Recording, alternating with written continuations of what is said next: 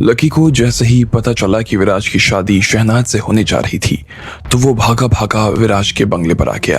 वो किसी भी हाल में इस शादी को होता हुआ नहीं देख सकता था, लेकिन यहाँ पर सौरभ के साथ उसके ढेर सारे पुलिस वाले खड़े थे।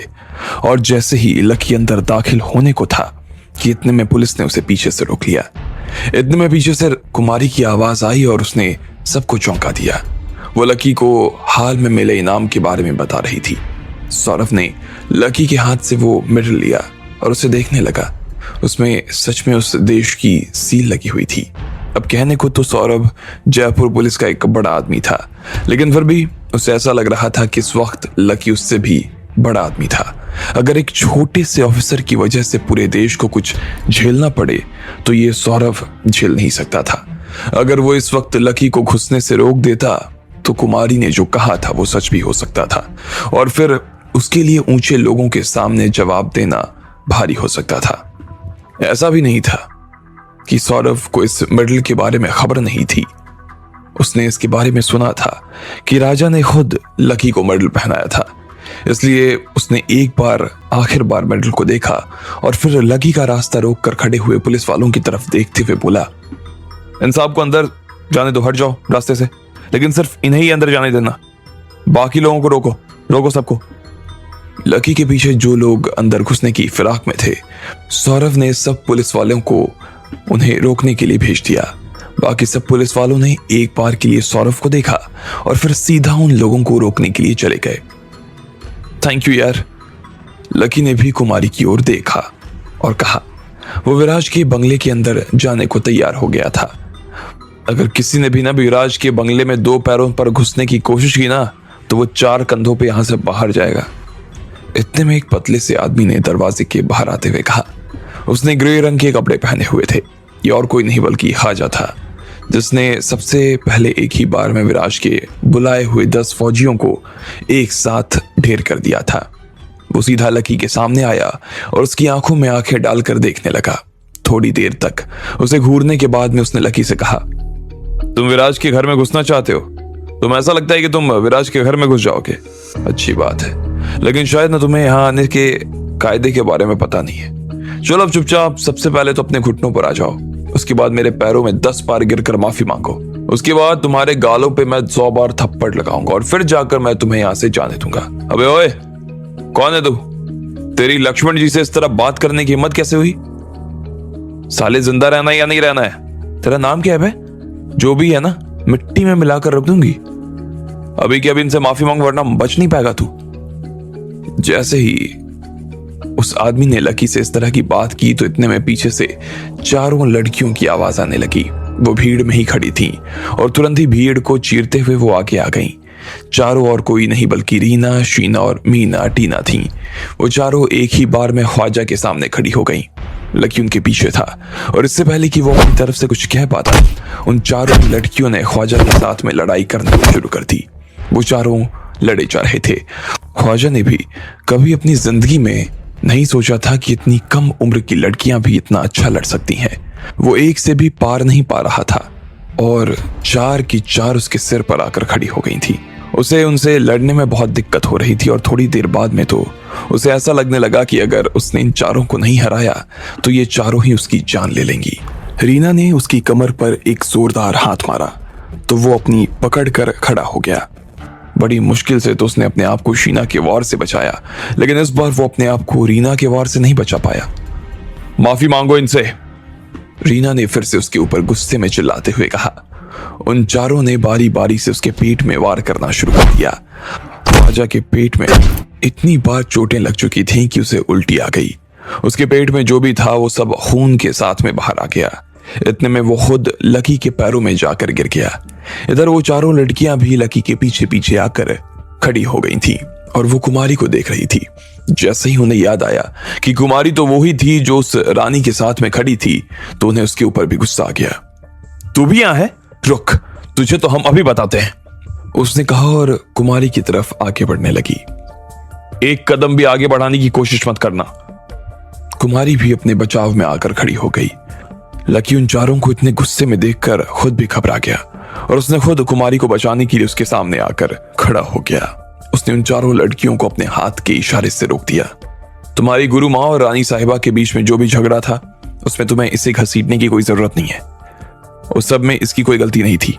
ये मेरी बहुत अच्छी दोस्त है। वैसे भी यहाँ पर एक बहुत जरूरी काम से आया हुआ हूँ और ऐसे में मैं तुम्हारे साथ में नहीं आ सकता हूँ। लेकिन अगर तुमने इसे किसी तरह का नुकसान पहुंचाने की कोशिश की तो समझ लेना तुमने मुझे वो नुकसान पहुंचाया है। मैं नाराज हो जाऊंगा। लकी ने कहा। उसके पास सच में वक्त बहुत कम था और वो किसी भी कीमत पर ये नहीं उन्हें समझा सकता था कि आखिर वो क्या करना चाह रहा था। लेकिन रीना ने लकी की तरफ देखते हुए कहा। कुमारी के लिए उसके मन में जो गुस्सा था वो अभी भी शांत नहीं हो पाया, क्योंकि अब लकी की तरफ से इस तरह का आदेश आ गया था। इसलिए उसने ना चाहते हुए भी अपने आप को शांत कर लिया और उन चारों ने एक साथ अपना सिर नीचे झुकाते हुए कहा, ठीक है, आप जैसा कह रहे हैं वैसा करेंगे। जैसे ही वहां खड़े 30 पुलिस वालों ने और बाकी लोगों ने इस दृश्य को देखा तो वो सब हैरान रह गए। उन्होंने अपने आंखों के सामने जो देखा था उस पर उन्हें विश्वास ही नहीं हो रहा था। उन्होंने इस तरह की मार्शल आर्ट्स तो फिल्मों में भी नहीं देखी जिस तरह की आज वो अपनी आंखों के सामने देख रहे थे। इतनी छोटी लड़कियां और इतनी शानदार लड़का। इधर ख्वाजा भी उन्हें लकी के पैरों में गिरे हुए देखे जा रहा था। उससे भी इन लड़कियों पर विश्वास नहीं हो रहा था और ना ही वो ये समझ पा रहा था कि वो इन लड़कियों से हार कैसे गया। बहुत बढ़िया, चलो अब तुम चारों मेरे साथ में बंगले के अंदर आ सकती हो, लकी ने कहा। तुम होते कौन हो जिस तरह से विराज के घर में घुसे चले आ रहे हो? अचानक से फिर से बंगले के दरवाजे के अंदर से आवाज आई। इस वक्त वहां पर 7 और लोग आकर खड़े हो गए। वो सब दिखने में काफी अजीब नजर आ रहे थे। उनमें आदमी भी थे और औरतें भी। उनमें से ज्यादातर लोगों ने पुराने कपड़े पहने हुए थे। ये वो सभी बचे हुए मार्शल आर्टिस्ट थे जिन्हें विराज ने भर्ती किया था। उनमें सबसे आगे अजय और अक्षय खड़े थे। जिस दिन से विराज ने उन सबका टेस्ट लिया था अगले ही दिन से उसने इन सबको अपने साथ रख लिया। लेकिन उन लोगों की तनख्वाह में काफी अंतर था। आज विराज की शादी होने वाली थी और उन सब लोगों को एक ही आदेश था कि यह शादी काफी शांति से पूरी हो जानी चाहिए। किसी भी तरह की अड़चन अगर इस शादी में आती है तो फिर विराज उन लोगों को छोड़ने वाला नहीं था। इसलिए वो सारे लोग 2-2 का गुट बनाकर बंगले के चारों ओर खड़े थे। जैसे ही पता चला कि उनका एक साथी ख्वाजा पूरी तरीके से पिटा गया था और उसे कुछ लोगों ने हरा दिया था तो वो तुरंत मोर्चे पर आ गए। जैसे ही बाहर खड़े हुए लोगों ने यह देखा कि ख्वाजा जैसे कपड़े पहने हुए और भी लोग वहां दरवाजे पर आकर खड़े हो गए तो उन्होंने उन लोगों के बारे में आपस में बातें करनी शुरू कर दी। वो सब लोग विराज के परिवार की गुणगान ही गा रहे थे। लकी उनके कपड़ों से और उनके चलने के तरीके से इस चीज को समझ गया था कि वो कोई और नहीं बल्कि मार्शल आर्टिस्ट ही थे। उसने अजय को तो पहले ही भी एक बार देखा हुआ था। उसने एक साथ बहुत सारे लड़कों को हराया था। उसने इतने में अपना मोबाइल निकाला और उसमें टाइम देखा। घड़ी में 11:45 हो गए थे। अगर वो और भी थोड़ी सी देर करता तो फिर शहनाज और विराज की शादी हो जाती। वो किसी भी हाल में उनके फेरे होने देना नहीं चाहता था। टाइम देखते हुए लकी की आंखें लाल हो गई थी और उसने उन्हीं लाल आंखों से उन लोगों की तरफ देखा और कहा, देखो तुम सब के सब मेरे रास्ते से हट जाओ अभी, वरना अंजाम बुरा होगा। लकी ने उन्हें चेतावनी देते हुए कहा। लकी जिस तरह से गुस्से में चिल्लाया था ऐसा लग रहा था कि आसमान में बिजली कड़क रही थी। जैसे ही उन चारों लड़कियों ने और कुमारी ने लकी को इस तरह से चिल्लाते हुए देखा तो वो भी चौंक गई। उनमें से किसी ने भी आज तक लकी का इस तरह का रूप नहीं देखा था।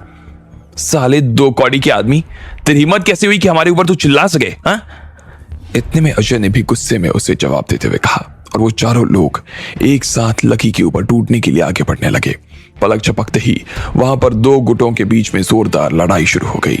वो चारों लड़कियां लकी को उन लोगों से बचाने के लिए आगे आ गईं और कुमारी खुद भी इस लड़ाई में पीछे नहीं थी, लेकिन उसे बहुत ज्यादा लड़ना नहीं आता था और इसलिए उसे थोड़ी सी चोटें आईं। इधर अजय और अक्षय लकी से निपटने के लिए एक साथ आगे आ गए। वहां खड़े हुए लोगों ने जब देखा कि ढेर सारे लोग इतने भयंकर तरीके से लड़ रहे थे तो उनकी आंखें खुली की खुली रह गई। किसी की भी हिम्मत नहीं हो रही थी कि वो पल भर के लिए भी अपनी पलक झपक लें। वो बस उस लड़ाई को देखे जा रहे थे जो ना तो उन्हें फिल्मों में दिखाई पड़ता और ना ही टीवी में। लकी के ऊपर जैसे ही उन दोनों के मुक्के आने वाले थे तो लकी पीछे की तरफ घूम गया। वो दोनों मुक्के उसके पास से गुजरे, लेकिन लकी ने जिस तरह से अपने आप को बचाया उसे देखकर अजय और अक्षय तो हैरान हो गए। उन्हें इस बात की उम्मीद नहीं थी कि लकी इतना अच्छा मार्शल आर्टिस्ट हो सकता था। उन दोनों को भी गुस्सा आ रहा था। जब से वो हिमाचल में थे और जब से हिमाचल से नीचे आए थे तो उन्हें हराने वाला योगीराज के अलावा और कोई भी था नहीं। ऐसे में लकी, जो कि एक जवान लड़का था, वो इन दोनों से ऊपर कैसे हो सकता था। अजय ने उसकी कमर में मुक्का मारा। लकी ने अपनी कमर को ऐसे मोड़ा जैसे वो कोई रबर का पाइप हो। अजय का मुक्का फिर से हवा को छू कर वापस आ गया। उसने लकी की कलाई को पकड़ा तो लकी ने झटके से उसका हाथ हटाया और फिर उसकी कलाई पकड़ ली और एक ही झटके में उसे मरोड़ दिया। देखते ही देखते उसकी कलाई टूट चुकी थी। आ! अजय जोर से चिल्लाया। उसकी आवाज में इतना तीखापन था कि आसपास के लोगों ने एक बार के लिए तो अपने कान ही बंद कर लिए। साले! अक्षय पीछे से चिल्लाया। वो उसे नफरत भरी नजरों से देख रहा था। फिर उसने गुस्से में कहा, साले आज तू जिंदा नहीं बचेगा, जिंदा बचकर नहीं जाएगा तू आज। उसने कहा और लकी की दिशा में आगे बढ़ने लगा। उसने अपना हाथ उठाया और हवा में उछलते हुए सीधा लकी की छाती पर अपनी उंगलियों से वार किया। वो लकी की चमड़ी को नोच कर उसके सीने में से उसका दिल निकाल देना चाहता था। अब आगे क्या होने वाला था कि अक्षय लकी को हराने में कामयाब हो पाता या उससे पहले ही लकी उसे खत्म करके विराज और शहनाज की शादी को रोक देता। क्या शहनाज ये शादी रुकने देती? आपको क्या लगता है? क्या होंगे इन सभी सवालों के जवाब? कमेंट बॉक्स में कमेंट करके हमें जरूर बताएं। सौरभ लकी के रास्ते से हट चुका था और लकी सीधा विराज के बंगले के अंदर आ गया। लेकिन जैसे ही वो अंदर घुसा तो उसके सामने ख्वाजा आकर खड़ा हो गया। रीना और बाकी लड़कियों ने ख्वाजा को हराया तो इतने में बाकी और भी मार्शल आर्टिस्ट उसके रास्ते में आकर खड़े हो गए। उनमें से अजय और अक्षय ने लकी के ऊपर हमला भी कर दिया। लकी ने अजय की कलाई तोड़ दी थी और ये सब देखकर अक्षय को काफी गुस्सा आ गया। उसने लकी के सीने में से मांस निकालने के लिए उसके ऊपर जोरदार हमला किया। लेकिन जैसे ही उसका हाथ लकी के सीने पर लगा तो लकी भी अपनी जगह से हल्का सा हिल गया। उसका हाथ लकी के सीने को छूते छूते रह गया। इसके बाद लकी ने उसके पेट में एक मुक्का मारा तो वो बहुत दूर जाकर गिरा। लकी के दिमाग में अभी इन्हें हराने की बात जरा भी नहीं चल रही थी। वो तो बस अपने मन में वक्त गिन रहा था। उसे आभास था कि अभी इस सब में उसके 5-6 मिनट लग चुके थे और अगले 10 मिनट में वो हो जाने वाला था जो वो होने देना नहीं चाहता था। लकी का ऐसे में किसी से भी बहस करने का मन नहीं था और वो सीधा बंगले के अंदर जाने लगा। रुक जाओ! जैसे ही लकी अंदर की ओर जाने को था तो फर्श पर गिरे हुए अजय ने उसकी तरफ देखा और उसके पैर पकड़ लिए। इसके बाद में अजय ने अक्षय की तरफ देखा और चिल्लाते हुए बोला, अक्षय, इससे पहले कि अंदर जा पाए मार दे इसे। हाँ, आप इसको पकड़ के रखो, मैं अभी इसे खत्म कर देता हूं। अक्षय ने जोर से चिल्लाते हुए कहा और फिर से लकी की दिशा में दौड़ पड़ा। उसने सीधा लकी के सीने पर अपना मुक्का दे मारा। लेकिन अचानक से उसे जो महसूस हुआ उसकी उसने कभी कल्पना भी नहीं की थी। उसे लग रहा था कि वो अपने ही मुक्के से लकी का सिर फोड़ देने वाला था, लेकिन उल्टा उसकी ही उंगलियां टूट गई। अक्षय का मारे दर्द के बुरा हाल हो गया। वो सीधा नीचे जमीन पर जा गिरा। वो भी अपने भाई की तरह ही जोर जोर से चिल्लाया जा रहा था। लकी के अंदर सच में बहुत ताकत थी और ऐसे में अजय और अक्षय जैसे लोग भी उसका कुछ नहीं बिगाड़ सकते थे। जैसे ही अजय ने देखा कि लकी ने बिना वार किए ही अक्षय को नीचे गिरा दिया था तो उसने भी लकी के पैरों को छोड़ दिया। जो उसने देखा उस पर उसे विश्वास नहीं हो रहा था। उसने तुरंत अपनी आंखों से लकी की तरफ देखा और उसके माथे पर पसीने की बूंदें साफ तौर पर नजर आने लगी थी। उसे समझ नहीं आ रहा था कि उसे लकी से लड़ना छोड़ देना चाहिए या फिर अपनी मौत हो जाने तक लकी से लड़ना चाहिए। लकी भी अब उन दोनों के ऊपर थोड़ा सा ध्यान दे रहा था। वो देख रहा था कि ये दोनों अपने आप में किसी विलन से कम नहीं लग रहे थे, इसलिए अगर उसने उन्हें सबक नहीं सिखाया तो हो सकता था कि वो लोग रीना और बाकी लड़कियों पर हमला कर सकते थे। इसलिए लकी उनकी तरफ आगे बढ़ने लगा। अजय को इतना ज्यादा डर लग रहा था कि वो वहां से भाग जाना चाहता था, लेकिन जैसे ही वो भागने के लिए अपनी जगह से खड़ा हुआ और 2 कदम पीछे चला ही था कि इतने में पीछे से किसी ने उसकी कॉलर पकड़ ली और वो बड़ा सा हाथ उसके सामने आ गया। अजय को उस हाथ ने अपनी तरफ खींच लिया और वो सीधा नीचे जमीन पर गिरा। तुम क्या करना चाहते हो? जैसे ही अजय नीचे जमीन पर गिरा तो वो लकी के चेहरे को देख रहा था। उसकी आंखों में उभरे लाल रंग को देखकर अजय के सीने में रखा उसका दिल मानो सीने से बाहर आने को हो गया। लकी ने नीचे उससे नजर मिलाते हुए उसकी ओर देखा और फिर हंसते हुए बोला, तुम दोनों को मेरी जान लेनी है ना? चलो मैं तुम्हारे ऊपर नहीं ये एहसान कर देता हूं, पर देखो उधर। देखो तुम्हारे भाई का कैसे हाथ टूट गया है। ऐसे में अगर तुम्हारा हाथ ठीक रह जाएगा तो भाई को बुरा लगेगा ना। हाँ। अजय ये सुनते ही इतना ज्यादा डर गया कि वो लकी के पैरों में भी गिर जाने को राजी हो गया।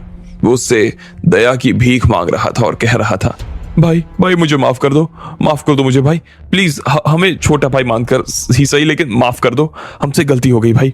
हम आपको अब आगे से जिंदगी में कभी रोकने की कोशिश नहीं करेंगे भाई। आप अंदर जा सकते हो आप अंदर। लकी ने उसे देखा और एक गहरी सांस ली। उसके बाद उसने उसकी कॉलर से उसे पकड़ा और फिर से धक्का देकर नीचे गिरा दिया। जैसे ही अजय का शरीर फिर से नीचे गिरा तो उसे लगा कि उसकी रीढ़ की हड्डी टूट गई। इसके बाद लकी ने उसका हाथ अपने हाथों में लिया और फिर उसकी हथेली पर अपनी हथेली से वार कर दिया। उसके अंदर से कुछ चटकने की आवाज आई। लकी ने उसका पूरा हाथ ही मरोड़ दिया था और देखते ही देखते वो किसी जानवर की तरह फर्श पर इधर से उधर लौट रहा था। वो बस जोर जोर से चिल्लाए जा रहा था। बाकी सब लोग जो वहां खड़े थे और इन सब चीजों को देख रहे थे, जैसे ही उन्होंने अजय की इस तरह की हालत देखी तो उनकी रीढ़ की हड्डी में करंट दौड़ पड़ा। उनमें से किसी की भी सांस तक लेने की हिम्मत नहीं हो पा रही थी। वहां पर जो लड़कियां खड़ी थी वो तो लकी का ये रूप देखकर पहले ही वहां से भाग गई थी। जैसे ही लकी ने बाकी सब लोगों की तरफ देखा तो पाया बाकी चारों लड़कियां तो सब लोगों की अच्छे से धुनाई कर रही थी, लेकिन कुमारी उनके सामने थोड़ी सी कमजोर नजर आ रही थी। अब लकी का टाइम जा रहा था, इसलिए उसने चिल्लाते हुए कहा, रीना कुमारी की मदद करो, उसे किसी भी तरह की चोट नहीं आनी चाहिए। अब भले ही रीना भी लड़ाई करने में लगी थी, लेकिन फिर भी उसने लकी की तरफ देखते हुए कहा, हाँ लक्ष्मण जी आप चिंता मत कीजिए, हम यहां पर सब संभाल लेंगी और कुमारी को भी कुछ नहीं होने देंगे। लकी उन लोगों का जितना एहसान मानता उतना कम था। वो सीधा बंगले में घुसने के लिए आगे बढ़ने लगा। ठीक इसी वक्त बंगले के बड़े से हॉल में विराज की शादी को अटेंड करने के लिए बहुत सारे मेहमान आए हुए थे। वे सभी उस हॉल में ही बैठे हुए थे जहां पर मंडप लगा था। वहां पर एक पंडित भी था और विराज भी मंडप में आकर बैठ चुका था। विराज की मम्मी पापा उनके आसपास बैठे थे। वहां पर लगभग 500 से 600 मेहमान जमा थे। इधर शहनाज के पिता दर्शन जरीवाल ने शहनाज का हाथ थाम रखा था। उसके आसपास शिरीन और बाकी लोग भी चल रहे थे और वो लोग मंडप की ओर जा रहे थे। शहनाज ने एक लाल रंग का सुंदर सा जोड़ा पहना हुआ था। उसने अपने चेहरे पर बहुत ही हल्का सा मेकअप किया था। उसके पैरों में चप्पल थी और उसके नाखून भी चमक रहे थे। वो धीरे धीरे विराज की दिशा में आगे बढ़ रही थी। जो जिन लोगों के बीच में गुजरते हुए वो आगे बढ़ रही थी, उन्हें शहनाज को देखकर जलन हो रही थी। हर कोई उसे अपना बनाना चाहता था, लेकिन इस वक्त वो विराज के साथ जा रही थी। विराज ने देखा कि शहनाज उसकी तरफ चली आ रही थी और वो भी अपनी जगह पर से खड़ा हो गया। उसने अपना हाथ आगे बढ़ाया और दर्शन के साथ शहनाज का हाथ अपने हाथों में ले लिया। शहनाज की हथेली में जब विराज की हथेली को छुआ तो उसके चेहरे पर मुस्कान आ गई। विराज भी उसे देखकर मुस्कुरा रहा था। शहनाज ने अपनी चप्पल खोली और वो विराज के साथ पंडित के सामने देखते हुए मंडप पे बैठ गई।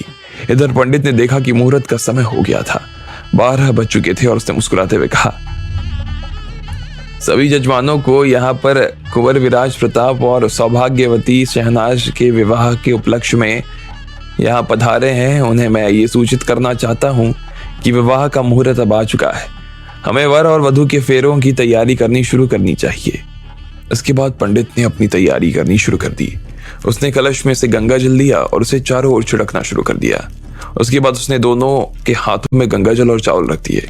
सारी तैयारियां चले जा रही थी और हर रस्म के दौरान विराज और शहनाज की नजर एक दूसरे के ऊपर से हटने का तो नाम ही नहीं ले रही थी।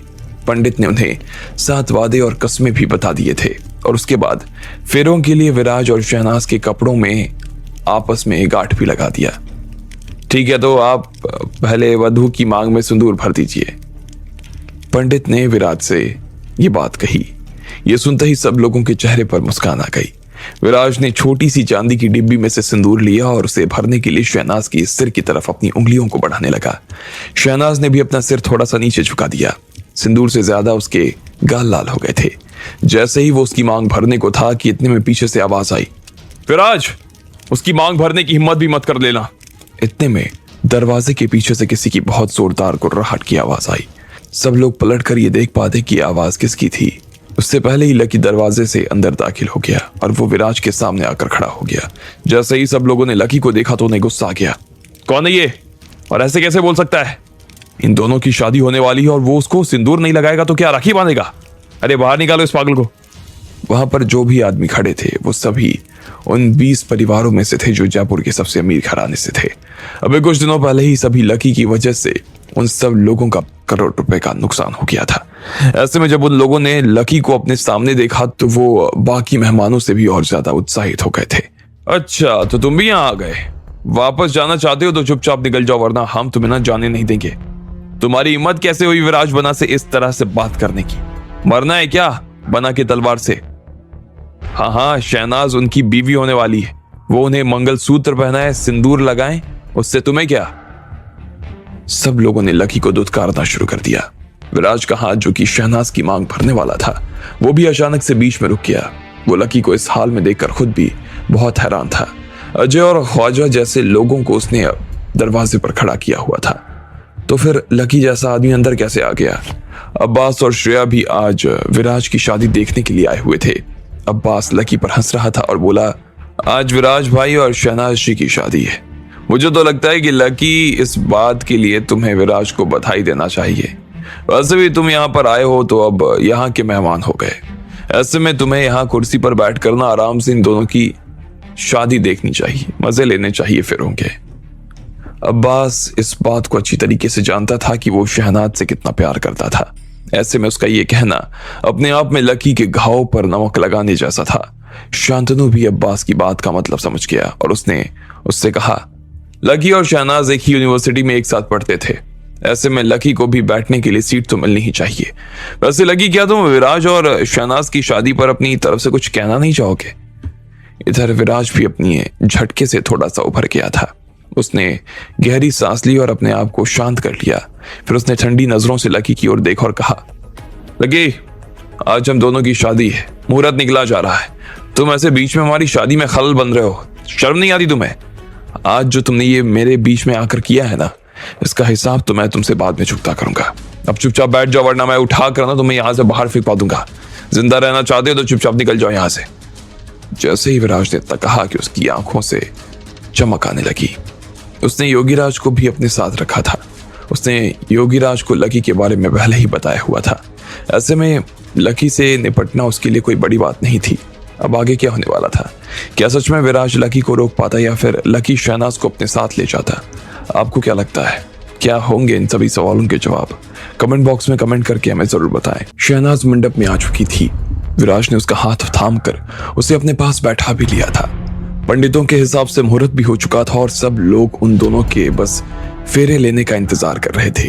लेकिन जैसे ही विराज शहनाज की मांग में सिंदूर लगाने वाला था कि इतने में पीछे से लकी की आवाज आई। वो गुर्राते हुए विराज के सामने आकर खड़ा हो गया। विराज एक बार के लिए तो घबरा गया, लेकिन फिर उसे लगा जैसे कि उसे घबराने की कोई जरूरत नहीं थी। उसके पास में योगीराज था और योगीराज आराम से लकी से निपट सकता था। लेकिन फिर भी विराज ये बर्दाश्त नहीं कर सकता था कि उसकी शादी में किसी तरह का तमाशा हो। वो पूरी तरीके से उससे बचाना चाहता था। हाँ, एक बार उसकी शादी अगर शहनाज से हो जाती तो फिर वो आसानी से लकी से निपट सकता था। खैर, ख्वाजा जो कुछ भी कह रहा था उसके ऊपर लकी का ध्यान नहीं जा रहा था। वो उसकी बात नहीं सुनना चाहता था। उसकी आंख तो बस शहनाज के चेहरे पर ही टिकी हुई थी। उसने अपनी राधिका को जब भी दुल्हन के रूप में देखा तो इसी तरीके से देखा था। वो चाहता था कि शहनाज को ये याद आए कि वो शहनाज नहीं बल्कि उसकी राधिका थी।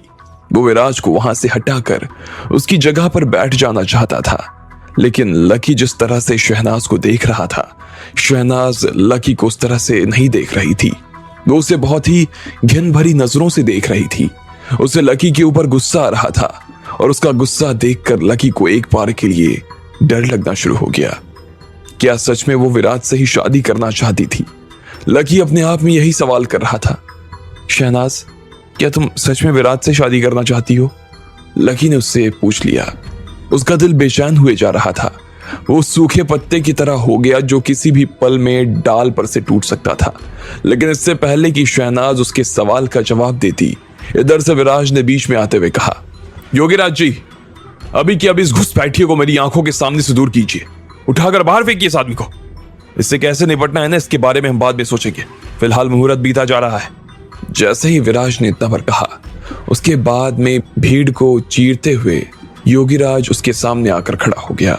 जब लोगों ने विराज के मुंह से योगीराज के बारे में सुना तो उन्हें लगा था जैसे कोई बहुत बड़ा आदमी उसके सामने आकर खड़ा होने वाला था। उन्हें लग रहा था कि वहां मौजूद हर मर्द से उसका आकार कम से कम 2 गुना होगा। लेकिन जैसे ही उन लोगों ने योगीराज को देखा तो सब लोगों के हौसले पस्त हो गए। उन्हें उसे देखकर निराशा हो रही थी। वो एक दुबला पतला और बूढ़ा सा आदमी था। वो लकी का क्या बिगाड़ सकता था। अब हर किसी को ऐसा लगने लगा कि विराज ने अपने ही गले में मुसीबत मोल ले ली थी। विराज शायद किसी और को बुलाना चाहता था, लेकिन उसके सामने कोई और आकर खड़ा हो गया। योगीराज आया और लकी के सामने आकर खड़ा हो गया। छोटे भाई, दिख नहीं रहा कि विराज भाई की शादी हो रही है? ऐसे दूसरे लोगों के फेरों में टांग अड़ाना अच्छी बात नहीं होती है। मुझे लगता है कि इन्हें इनका काम कर देना चाहिए, ठीक है? और जहां तक सवाल हम दोनों का है तो हम दोनों एक दूसरे को थोड़े खुले में देख लेते हैं। अब चाहो तो तुम मेरे हाथों भी मर सकते हो और चाहो तो लूले लंगड़े भी हो सकते हो। तुम्हारी जो भी इच्छा हो उसे मैं पूरा कर दूंगा। क्या कहते हो, चले? योगीराज ने घमंड भरी नजरों से और आवाजों के साथ में लकी की तरफ देखते हुए कहा। जैसे ही उसने इतना भर कहा कि इतने में वो थोड़ा सा नीचे झुका और उसने देखा कि उसके नीचे का जो फर्श था उसमें दरारें आने शुरू हो गई। वहां लगा संगमरमर चटक गया। जो लोग अभी तक योगीराज को हल्के में ले रहे थे, जब उन्होंने ये सब देखा तो भाई वो तो हैरान ही हो गए। एक आदमी सिर्फ अपने पैर की हरकत से फर्श को कैसे चटका सकता था? अगर वो इतने में से इतना कर सकता था तो फिर तो जब वो लकी के ऊपर हाथ उठाता तो वो क्या नहीं कर सकता था। सब लोगों की नजर में अब योगीराज के लिए इज्जत बढ़ गई। लकी भी उसकी इस हरकत को देखकर थोड़ा सा चौंक गया। वो समझ गया कि उसके सामने जो आदमी खड़ा था वो कमजोर तो नहीं था, उसमें काफी ताकत थी। लकी ने तुरंत उसे देखा और कहा, वैसे मैं भी आपको एक चीज बता देना चाहता हूं। अभी जब मैं अंदर आ रहा था तो 2-4 लोग और आपके जैसे मुझे दरवाजे के बाहर मिले थे। वो भी मुझे इसी तरह से रोकने की कोशिश कर रहे थे, लेकिन मैं तो यहाँ अंदर आ गया और वो लोग उधर कुत्तों की तरह ना जमीन पर पड़े हुए रो रहे हैं। आप उनका रोना सुन सकते हैं और अगर आपकी इच्छा हो तो मैं आपकी भी वैसी ही ख्वाहिश पूरी कर दूंगा, आपको भी रुला सकता हूँ। क्या है कि जब लड़की की विदाई होती है ना तो लड़की वाले रोते हैं, लेकिन यहाँ तो लड़के की विदाई होने वाली है, इसलिए लड़के वाले को तो रोना ही पड़ेगा ना। अरे वाह मेरे बातों के बादशाह, क्या बात है। चलो अब देख ही लेते हैं कि किसकी बातों में ना कितना दम है और किसकी लातों में कितना दम है। जैसे ही योगीराज ने अपनी बात खत्म की उसके बाद में उसने फिर से अपना पैर जोर से जमीन पर मारा और सीधा लकी की तरफ किसी तोप के गोले की रफ्तार से आगे बढ़ने लगा। वो जिस तरह से उसकी तरफ जा रहा था उसकी आवाज अपने आप में बहुत खतरनाक थी। ऐसा लग रहा था कि बंद कमरे में बादल गरज रहे थे। औरतें तो ये देखकर डर ही गई थी और मर्दों ने भी डर के मारे अपने पास खड़ी हुई औरतों के हाथ थाम लिए। वो बहुत ही तेज गति से लकी की तरफ बढ़े जा रहे थे। योगीराज लकी की तरफ आया और उसने उसके चेहरे पर एक जोरदार मुक्का मार दिया। उसकी आंखों में ही नहीं बल्कि उसके पूरे शरीर में लकी के लिए गुस्सा भरा हुआ था। बाकी लोगों को लग रहा था कि अगर ये वार लकी के चेहरे पर लग जाता ना तो वो ना सिर्फ लकी की नाक तोड़ देता बल्कि लकी दरवाजे से भी ना ऐसा भिड़ता कि पूरा दरवाजा ही टूट जाता। लकी खुद भी उसे इतनी तेजी से अपनी तरफ आता देखकर एक बार के लिए तो घबरा गया। उसका मुक्का लकी की कल्पना से भी बाहर था, लेकिन इससे पहले ही उसने अपना हाथ उठा लिया था और सीधा योगीराज का मुक्का पकड़कर उसकी कलाई को मोड़ दिया। काफी तेज था वो, लेकिन जिस हिसाब से लकी ने उसे पकड़ लिया था उसे देखकर ऐसा लग रहा था कि लकी उससे भी ज्यादा तेज था। एक बार के लिए तो खुद योगीराज भी चौंक गया। उससे पहले तो ऐसा लग रहा था कि वो एक ही वार में लकी को बाहर कर देगा और विराज के सामने अपनी इज्जत को और ऊंचा कर लेगा, लेकिन यहाँ तो बाजी ही पलट गई। उसने फिर से बिना देर की अपना दूसरा हाथ उठाया और लकी के सीने में वार किया। वो लकी की छाती में से उसका खून बाहर निकाल देना चाहता था। हुआ भी यही। ये वार लकी नहीं झेल पाया। उसके मुंह से खून बाहर आया और वो धक्का खाकर नीचे जमीन पर गिर गया, लेकिन लकी ने हार नहीं मानी। उसने भी उसका मुक्का फिर से पकड़ा और उसकी कलाई को मोड़ दिया। उसे भी अपने साथ में नीचे गिरा दिया। उसकी जो ताकत थी लकी उसे पार करने की पूरी कोशिश कर रहा था। इस बार फिर से योगीराज का मुक्का नीचे जमीन पर लगा तो धम कर आवाज हुई। फर्श में फिर से न सिर्फ दरार आ गई बल्कि बहुत बड़ा गड्ढा भी हो गया। ये देखकर योगीराज ने गुस्से में अपने दांतों को खींच लिया। वो फिर से खड़ा हुआ और अपने हाथ उठाने की कोशिश करने लगा। लकी को भी सीने में घाव तो लग गया था, लेकिन फिर भी उसने योगीराज को काफी घाव उसके हाथ पर दे दिया था। उसके हाथ में से भी खून चूने लगा। वहां हॉल में बहुत सारी जगह थी और लकी और योगीराज उसके बीचों बीच खड़े होकर एक दूसरे से लड़ाई कर रहे थे। क्या बात है, मुझे ये देखकर अच्छा लगा कि कम से कम तुम मेरे वार को झेल तो सकते हो। योगीराज तुम्हें कमजोर समझने की गलती कर रहा था। योगीराज ने अपना हाथ साफ करते हुए कहा। सफेद फर्श पर उसके खून के लाल कतरे गिर गए। वो लकी की तरफ देख रहा था और बस हंसे जा रहा था। उसे ऐसा लग रहा था कि सच में लकी को कमजोर कौड़ी तो नहीं था। वैसे योगीराज भी भारत का सबसे बड़ा मार्शल आर्टिस्ट था, लेकिन फिर भी तुम भी ये मत सोच लेना कि मेरे वार से बच गए हो तो बच ही जाओगे। मैं अभी रुका नहीं हूं, उसने कहा और फिर से लकी की तरफ देखने लगा। अब की बार उसकी आंखें और तेज हो गई। अब मैं तुम्हें दिखाता हूं कि मैं क्या कर सकता हूं और मैं क्या चीज हूं। इसके साथ ही वो फिर से लकी की दिशा में आगे बढ़ने लगा। वो इतनी तेजी से भाग रहा था जैसे दो लोगों की जान एक ही शरीर में आ गई। वो एक ही पल में लकी के पास आ गया और उसने लकी के सीने में फिर से वार कर दिया। इस बार योगीराज को काफी खुशी हो रही थी कि वो लकी को आराम से हरा सकता था। उसने लगातार उसके सीने में 3 से 4 वार किए। लकी एक बार के लिए तो उसके हमलों से बच नहीं पाया और वो पिछड़ा हुआ सा महसूस कर रहा था। उसने देखा कि वो सांप की तरह लचीला था और इसलिए उससे बचना मुश्किल हो रहा था। लेकिन लकी इतनी आसानी से उससे हार नहीं मान सकता था। यहाँ सवाल राधिका का था और वो राधिका के मामले में किसी भी तरह की कोई कोताही नहीं कर सकता था। उसने अपने अंदर की ताकत को फिर से इकट्ठा करना शुरू कर दिया, लेकिन वो ताकत थी कि उसके हाथ में नहीं आ रही थी। क्या हुआ? अब जान नहीं बची गया? कह दो तो तुम हार गए तो मैं तुम्हें जिंदा छोड़ दूंगा, योगीराज ने कहा। लेकिन लकी को ये मंजूर नहीं था। वो बस उसकी आंखों में देख रहा था। उसकी ताकत कम होती जा रही थी, लेकिन फिर भी लकी मौके की तलाश में था। वो देख रहा था कि वो योगीराज पर वार कैसे कर सकता था। जैसे ही योगीराज ने विराज की तरफ उसकी तारीफ पाने के लिए देखा कि इतने में लकी ने उसके ऊपर हमला कर दिया। उसने अपना हाथ खोला और सीधा योगीराज के गले पर वार किया। इस वार की योगीराज को उम्मीद नहीं थी और वो एक बार के लिए तो घबरा गया। अगर वो जोर से लग जाता तो शायद योगीराज यही खत्म हो जाता, लेकिन इससे पहले कि वो लगता उसने अपने आप को नीचे झुका लिया।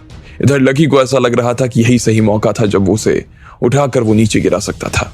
योगीराज को भी यही लग रहा था कि लकी की जान अब खत्म होने वाली थी और उसने फिर से अपने टूटे हुए हाथ की मुट्ठी बांध ली। अगर ये मुक्का उसे लग जाता तो लकी का सपना टूट जाता। लेकिन लकी ने 1 सेकंड के लिए अपनी आंखें बंद की और जिजीविषा की सिखाई हुई टेक्निक को फिर से याद करने लगा। योगीराज को लगा कि लकी पागल हो गया था। मनी मन उसे ऐसा लगने लगा कि वो जीत गया था, लेकिन जैसे ही उसका हाथ लकी के चेहरे पर पड़ा तो उसे लगा कि उल्टा उसके हाथ की उंगलियां टूट गई। ये देखकर योगीराज अब हक्का पक्का हो गया था। उसे सांस लेते हुए भी नहीं बन रहा था और वो घबराया हुआ सा लकी को देखे जा रहा था। वो बहुत ज्यादा डर गया। लकी ने अपनी आंखें खोली और उसे मुस्कुराते हुए देखने लगा। इधर योगीराज के मन में उसके लिए ढेर सारे सवाल खड़े हो गए। इतने बड़े वार को वो इतनी आसानी से कैसे झेल गया? ऐसी क्या शक्ति उसके अंदर थी जो उसे झेल गया था? योगीराज को लग रहा था कि यह भी जो कुछ हुआ ये नामुमकिन था। ऐसा तो नहीं हो सकता था। वो सिर्फ एक छोटा सा लड़का था, ऐसे में वो उसका वार कैसे झेल सकता था? इतने में लकी ने फिर से अपनी ताकत का इस्तेमाल किया और उसका हाथ पकड़कर जोर से खींचा। उसका हाथ अलग हो गया और देखते ही देखते योगीराज नीचे जमीन पर गिर गया। जैसे ही वो जमीन पर गिरा कि इतने में लकी ने अपना पैर हवा में उठाया और वो उसके सीने पर जोर से एक लात मारने वाला था। अब आगे क्या होने वाला था? क्या लकी योगीराज को खत्म ही कर देता? क्या इसके बाद वो शहनाज को अपने साथ ले जाने वाला था? आपको क्या लगता है, क्या होंगे इन सभी सवालों के जवाब? कमेंट बॉक्स में कमेंट करके हमें जरूर बताएं। लकी से निपटने के लिए विराज ने आवाज देकर योगीराज को बुला लिया था, लेकिन जैसे ही योगीराज लोगों के सामने आया तो वो सब उसे देखकर हताश हो गए। उन्हें उम्मीद नहीं थी कि ऐसा आदमी लकी को हरा सकता था। लेकिन जब लड़ाई शुरू हुई तो उसने लकी को खूब पीटा। लकी के सीने से तो खून बाहर आकर उसके मुंह में आ गया था, लेकिन लकी ने भी हार नहीं मानी और आखिर में उसे नीचे गिरा दिया। वो योगीराज के सीने की सारी हड्डियों को अपने पैर के एक वार से बिखेर देना चाहता था। योगीराज ने भी लकी के ऊपर कोई दया नहीं दिखाई और अब लकी भी उसके ऊपर कोई दया दिखाने के मूड में नहीं था। ठीक इसी वक्त उसने योगीराज के पेट में एक लात मार दी। जैसे ही उसे लात पड़ी तो वो हवा में उछल गया और कुर्सियों की तरफ जा गिर गया। सारी कुर्सियां एक एक करके नीचे गिरने लगी, लेकिन वो अभी तक रुका नहीं। आखिर में वो दीवार से जा पाया। बड़ी मुश्किल से दीवार उसे झेल पाई। जैसे ही उसने अपने आप को संभाला तो उसे एहसास हुआ कि उसे बहुत दर्द हो रहा था। उसने अपना पेट पकड़ लिया और उसके दांत किचकिचा कर रह गए। उसका शरीर एक बार के लिए बिल्कुल कड़क हो गया। वो लकी को नफरत भरी नजरों से देख रहा था। उसका चेहरा बिल्कुल लाल हो गया था। और उसके शरीर के हर एक नस गुस्से में फड़फड़ा रहे थे। वो लकी को बहुत जोर से पीटना चाहता था। उसने चिल्लाते हुए कहा, लकी, मैं तुझे जिंदा नहीं छोड़ूंगा, जान ले लूंगा, मैं तेरी जान ले लूंगा। जैसे उसने इतना भर कहा और अपने आप को उठाने की कोशिश की तो उसे एहसास हुआ कि उसके शरीर में इतनी भी जान नहीं बाकी थी कि जितना वो सोच रहा था। जैसे ही वो अपने आप को खड़ा कर पाया कि फिर ना जाने क्या हुआ, वो नीचे गिर गया और बेहोश हो गया। उसे इस तरह से बेहोश देखकर वहां खड़ा हर एक इंसान, सबकी आंखें बड़ी हो गईं। अभी तो उन्होंने देखा कि उस आदमी ने फर्श को ही एक झटके में हिला दिया था, तोड़ दिया था और अब खुद ही बेहोश होकर फर्श पर गिर गया था। सब लोग अब चिंता भरी नजरों से लकी की ओर देख रहे थे। उन्हें लग रहा था कि योगीराज लकी को मार देगा, लेकिन जो हुआ उसका ठीक उल्टा हुआ। लकी लेकिन इस सब में कुछ नहीं कर सकता था। योगीराज ने वही काटा जो उसने बोया था। सब लोग लकी के खौफ के मारे हॉल में इधर उधर छुपने लगे। वो सब लोग वहां से भागने की फिराक में थे, लेकिन लकी ने जैसे ही ताली बजाई उन्हें रोक लिया तो सब लोग जहां खड़े थे वहीं जम गए। लकी ने एक बार के लिए जब उन लोगों से नजर मिलाई तो सब लोगों के माथे पर पसीने की बूंदें चमकने लगी। उनकी आंखें मारे डर के कांपे जा रही थी। उनकी हथेलियों पर पसीने तक आ गए थे, जिस कारण हथेली गीली हो गई। उसके बाद लकी ने शहनाज की तरफ देखा और कदम दर कदम उसकी दिशा में आगे बढ़ने लगा। वो किसी भी सूरत में शहनाज को विराज से शादी करने नहीं दे सकता था। विराज का भी दिल डर के मारे उसके मुंह में आ गया। उसकी पतलून गीली होने की कगार पर थी। जैसे जैसे लकी उसकी दिशा में बढ़ता जा रहा था, वैसे वैसे विराज अपनी आंखों के सामने ये देख पा रहा था कि उसने अभी जो हाल योगीराज का किया, वही हाल विराज का करने वाला था। योगीराज तो चलो उसका नौकर था, इसलिए उसका जो हुआ सो उसको कोई फर्क नहीं पड़ता, लेकिन ये तो पूरे जयपुर का सबसे बड़ा आदमी था। ऐसे में अगर उसका ऐसा हाल हो जाता तो शायद विराज किसी को मुंह दिखाने के लायक नहीं रहता। जैसे जैसे लकी उसकी दिशा में आगे बढ़ता जा रहा था, वैसे वैसे विराज के पैर उसे पीछे की तरफ लाए जा रहे थे। वो किसी भी हाल में लकी के हाथ तो आना नहीं चाहता था। आपको चिंता करने की जरूरत नहीं है, विराज बना मैं हूं ना, मैं इसको आपको हाथ तक नहीं लगाने दूंगा। जो पंडित विराज के पास में खड़ा था उसने विराज को हिम्मत बांधते हुए कहा, लेकिन जब योगीराज जैसा आदमी उसके सामने नहीं टिक पाया तो इस पंडित की धोती खुलने में कितनी सी देर लगती। इस बात का विराज को तो अच्छे से अंदाजा था। उसके कहने के बाद भी थोड़ा थोड़ा पीछे की तरफ जाता रहा, लेकिन उसकी आंखें थी कि लकी को छोड़ने का नाम नहीं ले रही थी। वो बस लकी की तरफ देखे जा रहा था। उसे ऐसा लग रहा था कि उसकी तरफ लकी नहीं बल्कि यमराज बढ़ रहा था। विराज का दिमाग सुन्न हो गया था और उसे कुछ भी सूझ नहीं रहा था। उसकी मौत उसकी तरफ चली आ रही थी। उसे किसी की भी आवाज सुनाई नहीं दे रही थी, लेकिन लकी अब उससे सिर्फ 10 मीटर की दूरी पर रह गया। इधर विराज की सांसें अब ऊपर नीचे होने लगी। वो ठीक से सांस भी नहीं ले पा रहा था। उसका हाल दमे के मरीज जैसा हो गया। इधर शहनाज जो कि विराज के पास में खड़ी थी, वो विराज के सांसों के टूटने की आवाज सुन सकती थी। उसने विराज की तरफ देखा और पूछा, तुम ठीक हो? लेकिन विराज को इस वक्त शहनाज तक की आवाज नहीं आ रही थी।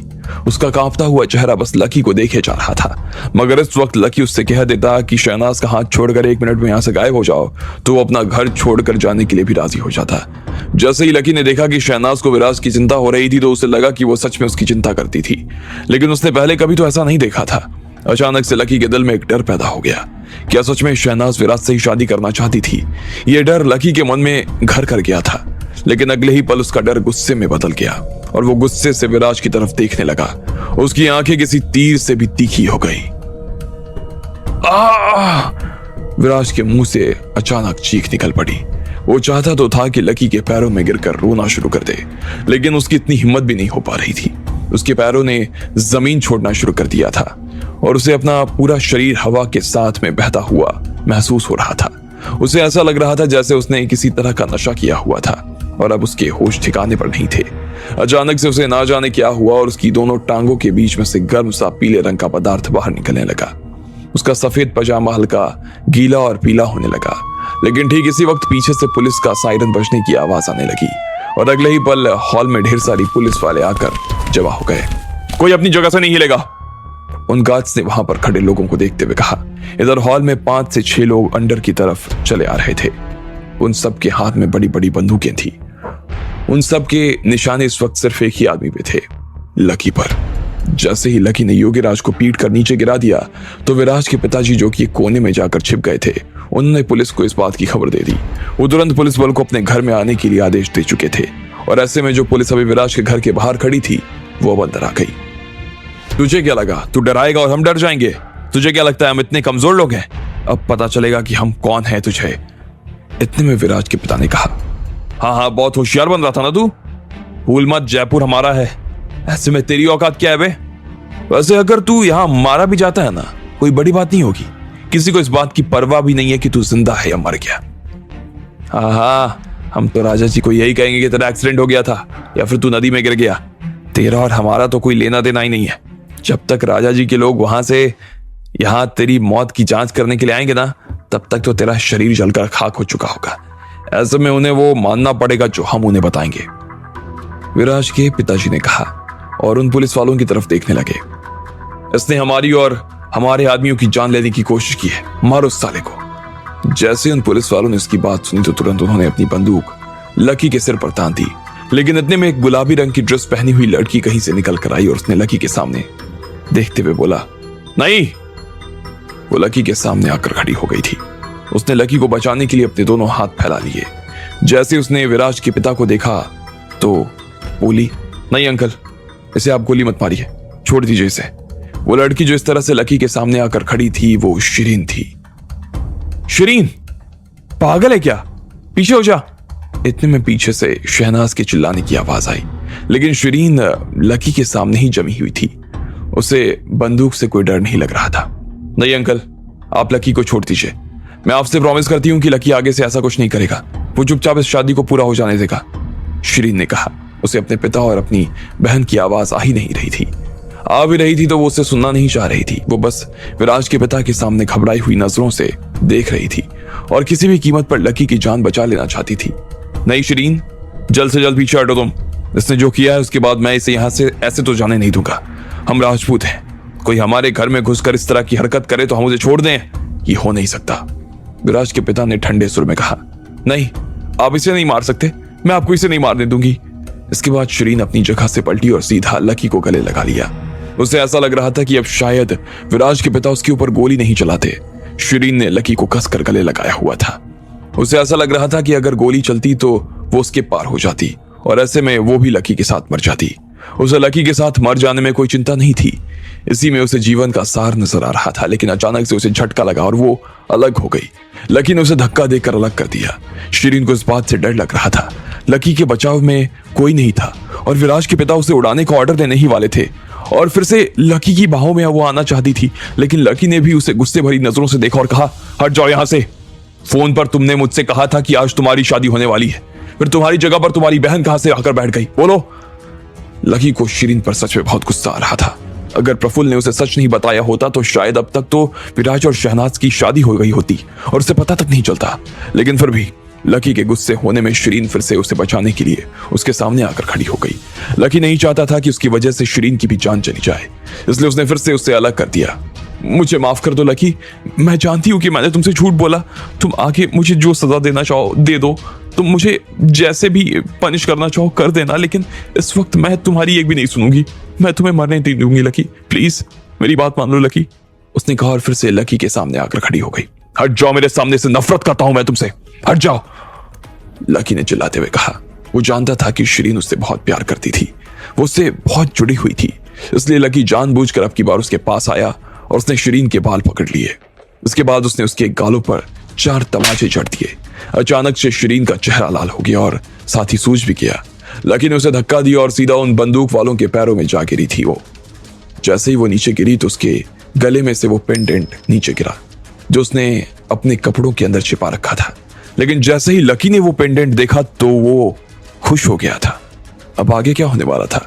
क्या लकी उस पेंडेंट के जरिए शहनाज को याद दिला सकता था कि वो राधिका थी? आपको क्या लगता है, क्या होंगे इन सभी सवालों के जवाब? कमेंट बॉक्स में कमेंट करके हमें जरूर बताएं और सभी सवालों के जवाब को जानने के लिए सुनते रहिए इंस्टा मिलीनियर सिर्फ पॉकेट एफएम पर। लकी को बचाने के लिए शिरीन उसके सामने खड़ी हो गई थी। वो किसी भी हाल में लकी को गोली नहीं लगने देना चाहती थी, लेकिन लकी उससे इस बात की वजह से नफरत करने लगा था कि उसने उससे झूठ बोला था। लकी को ये जरा भी बर्दाश्त नहीं हो रहा था और उसने शिरीन के गाल पर तमाचे लगाने शुरू कर दिए।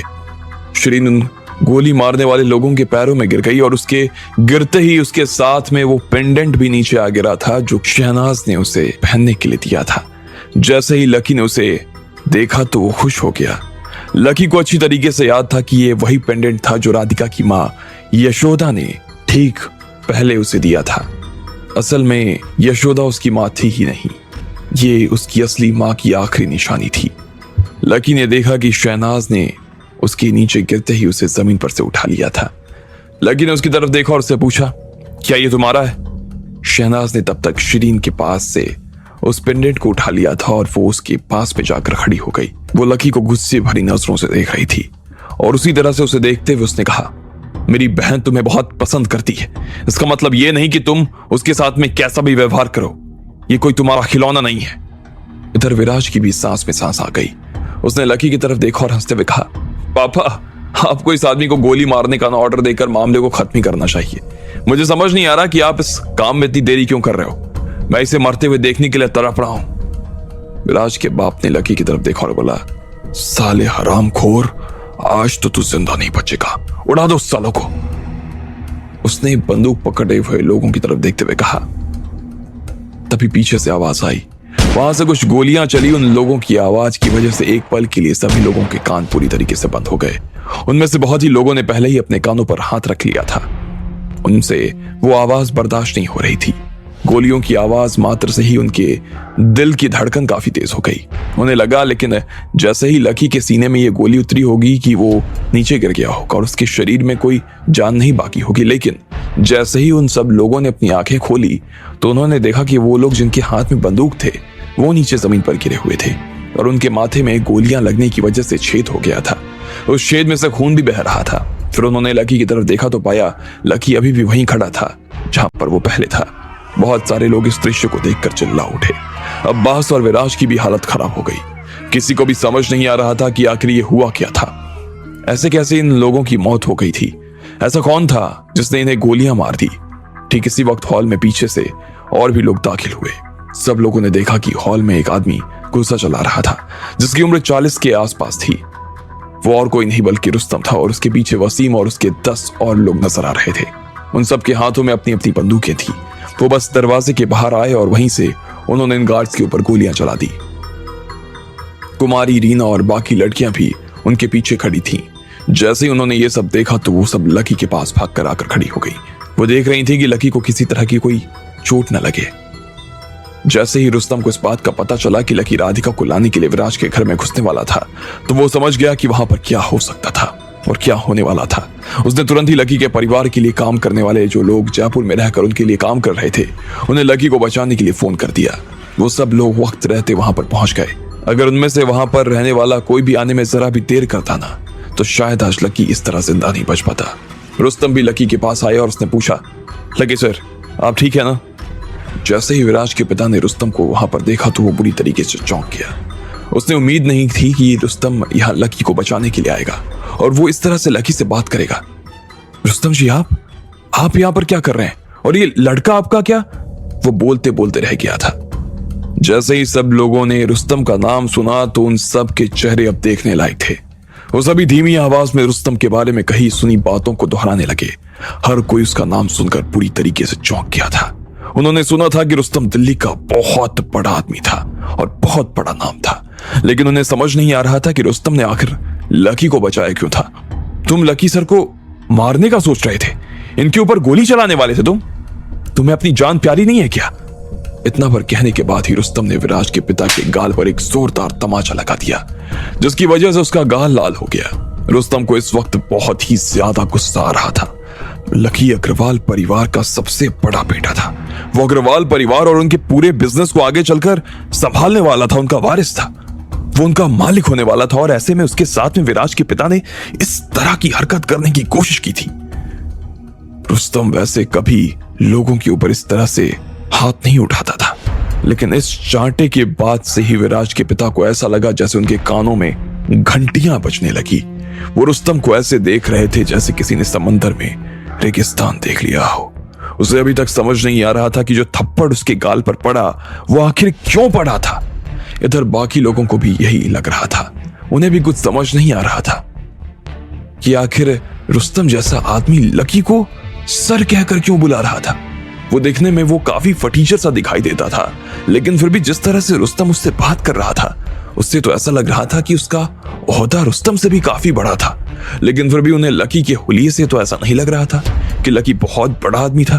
पर फिर भी उनका दिल जोरों से धड़कने लगा। उन्हें अंदर ही अंदर इस बात की चिंता खानी शुरू हो गई कि क्या हुआ अगर लकी सच में कोई बड़ा आदमी निकला तो। ऐसे में उन्होंने लकी के बारे में जो नाप शनाप बोला था उसका खामियाजा उन्हें भुगतना पड़ सकता था। रुस्तम जी, ये कौन है? विराज के पिता का हाथ अभी भी उसके कानों पर ही था। उसने अभी भी अपना चेहरा ढका हुआ था और उसी तरह से उसने रुस्तम से सवाल किया, ये अग्रवाल परिवार के सबसे बड़े बेटे हैं बेवकूफ। रुस्तम ने ये बात कहनी चाहिए। वो इसी तरह से विराज के पिता की बात का जवाब देना चाहता था, लेकिन वहां पर जयपुर में अग्रवाल परिवार के लिए काम करने वाले लोग भी खड़े थे और ऐसे में वो उनके सामने ये चीज नहीं कह सकता था कि लकी कौन था। असल में तो विराज का परिवार खुद भी अग्रवाल परिवार के लिए ही काम किया करता था और ऐसे में खुद लकी विराज और उनके बाप का बॉस था। लेकिन रुस्तम ने अपने आप को रोक लिया। इससे पहले कि वो आगे कुछ कह पाता, इतने में फिर से पीछे से किसी की आवाज आई, रुस्तम, क्या तुम बागी बनना चाहते हो? और इसी के साथ में एक सुंदर सा दिखने वाला नौजवान कमरे में दाखिल हुआ। उसके पीछे एक बूढ़ा सा आदमी चला रहा था। प्रफुल्ल और प्रभुलाल भी वहां पर आ गए और प्रफुल्ल ने ही रुस्तम को आवाज दी थी। रुस्तम प्रफुल्ल के शब्दों का मतलब अच्छी तरीके से समझ गया था। वो जानता था कि लकी के ऊपर अभी बैन हटा नहीं था और ऐसे में वो लकी की पहचान को लोगों के सामने खोल भी नहीं सकता था। अगर वो ऐसा करता तो ये परिवार के कायदे के खिलाफ हो जाता। इस बात के लिए उसे अच्छी खासी सजा भी झेलनी पड़ सकती थी। रुस्तम प्रफुल्ल को घिन भरी नजरों और गुस्से भरी नजरों से देख रहा था। उसकी शक्ल देखकर ही रुस्तम का थूकने का मन कर रहा था। उसने उसे देखते ही अपनी दोनों मुट्ठियों को कसकर खींच लिया, लेकिन वो उसके सामने ना तो कुछ कह सकता था और ना ही कुछ कर सकता था। सालों, तुम लोग 2 कौड़ी के लोग, तुम में से कोई भी काम का नहीं है। मैंने क्या कहा था तुम लोगों से कि तुम इसे बचाने के लिए आओ, तो फिर तुम कैसे इसे बचाने के लिए आ गए? प्रफुल्ल ने रुस्तम को लताड़ लगाते हुए कहा। उसने फिर से अपना हाथ उठाया और रुस्तम के गाल पर फिर से तमाचा लगा दिया। सब लोग जो इस दृश्य को देख रहे थे उनके मुंह खोले के खुले रह गए और उनकी धड़कनें रुकी की रुकी रह गई। वो सभी रुस्तम और उसके लड़के को देख रहे थे जो एक दूसरे के सामने खड़े थे। रुस्तम ना सिर्फ दिल्ली में बल्कि पूरे इलाके में बड़ा आदमी था। बहुत सारे मुख्यमंत्री तक उससे बहुत प्यार और आदर से बात किया करते। ऐसे में ये जवान आदमी कौन था जिसने इस तरह से उसका गाल सबके सामने लाल कर दिया? उसकी हिम्मत भी कैसे हुई कि वो रुस्तम पर हाथ उठा सके? प्रफुल्ल फिर से लकी के पास में आए और हंसते हुए उससे कहा, तुम बहुत लकी हो, सच में बहुत लकी हो जो तुम उस राजा से मिल लिए। तुम इसलिए भी लकी हो क्योंकि तुम यहाँ के राजा से मिली, लेकिन फिर भी जो तुम कर रहे हो ना, वो तुम्हें मैं करने नहीं दूंगा। बचपन में तुमने मेरे साथ जो किया वो तुम्हें याद है ना? आज मैं तुम्हारे साथ वो भी करूंगा। तुम सच में कितने बेचारे हो लकी, बेचारे और बेसहारा। देखो ना, तुम्हारी गर्लफ्रेंड किसी और के साथ भाग रही है और वो उसके साथ में शादी भी करने वाली है। मैं उसे ऐसा करते हुए देखना चाहता हूं। मैं सच कह रहा हूं, अगर मैंने इसे होते हुए देख लिया ना, मुझे तो बहुत ज्यादा खुशी होगी। उसके चेहरे पर अब घमंड नजर आ रहा था। इस वक्त सारी ताकत उसके हाथ में थी और इस ताकत के दम पर वो कुछ भी कर सकता था।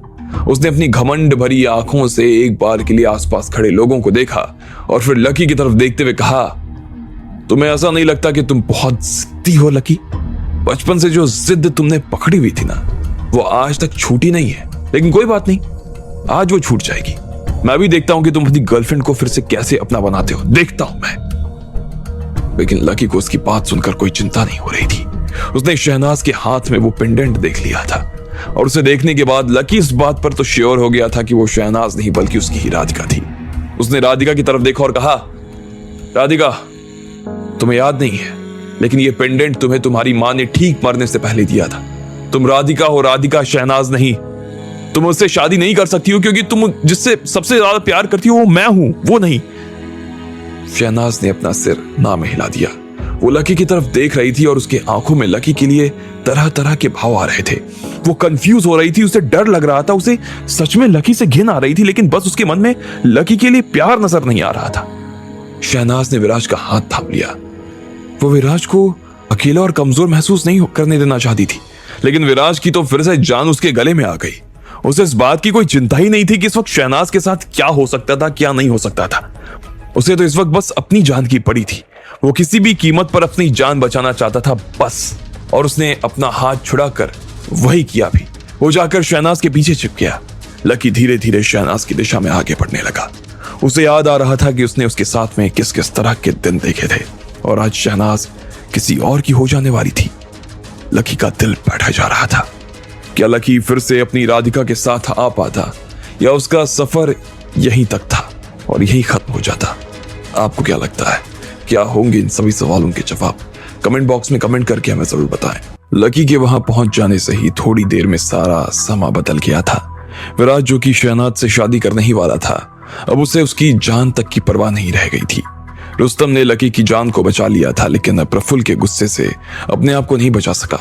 इधर शिरीन के हाथों में भी वो पेंडेंट गिर गया था, जिसे देखकर लकी को इस तरह की बात का पूरी तरीके से अब यकीन हो गया था कि हो ना हो ये लड़की शहनाज नहीं बल्कि राधिका ही थी।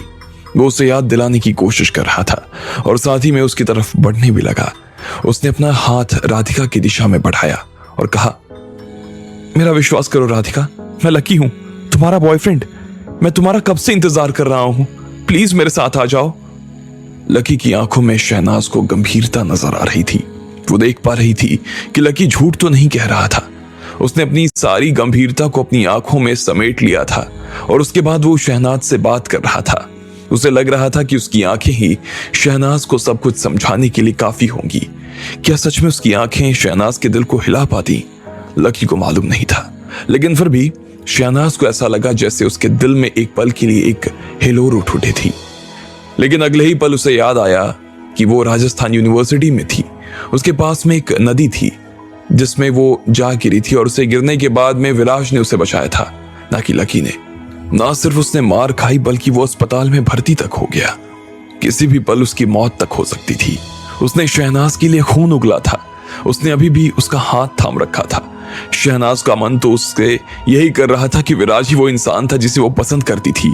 लकी और उसके बीच में तो किसी तरह की कोई भावना ही नहीं थी, बल्कि गलतफहमी थी जिसे वो दूर करना चाहती थी। उसने नाम में अपना सिर हिलाया और आगे बोली, नहीं लकी, तुम्हें फिर से ये सब पागलपन करने की जरूरत नहीं है। मैं विराज को पसंद करती हूँ, उसी को चाहती हूँ। मैं जानती हूँ और देख भी सकती हूँ कि तुम बहुत ताकतवर हो, लेकिन प्लीज अपनी ताकत का इस्तेमाल करके मुझे फोर्स मत करो ना। तुम पहले ही हमारी शादी का बहुत तमाशा बना चुके हो, अब इसका तमाशा मत बनाओ। लकी प्लीज चले जाओ यहाँ से। लकी के लिए शहनाज के शब्द सच में किसी जहर से कम नहीं थे। ऐसा लग रहा था किसी ने ढेर सारा जहर लकी के सीने में इंजेक्ट कर दिया था। उसका शरीर पहले तो कांपने लगा, फिर ठंडा पड़ गया और अचानक से वो नीचे गिर गया। राधिका तो उससे इतना प्यार करती थी, वो उसके लिए कितनी फिक्र करती थी, उसके लिए जान तक देने को तैयार थी, लेकिन यहां राधिका उससे किस तरह की बात कर रही थी। लकी की आंखों से आंसू बहने लगे। वो बड़ी मुश्किल से अपने आप को उठा पाया।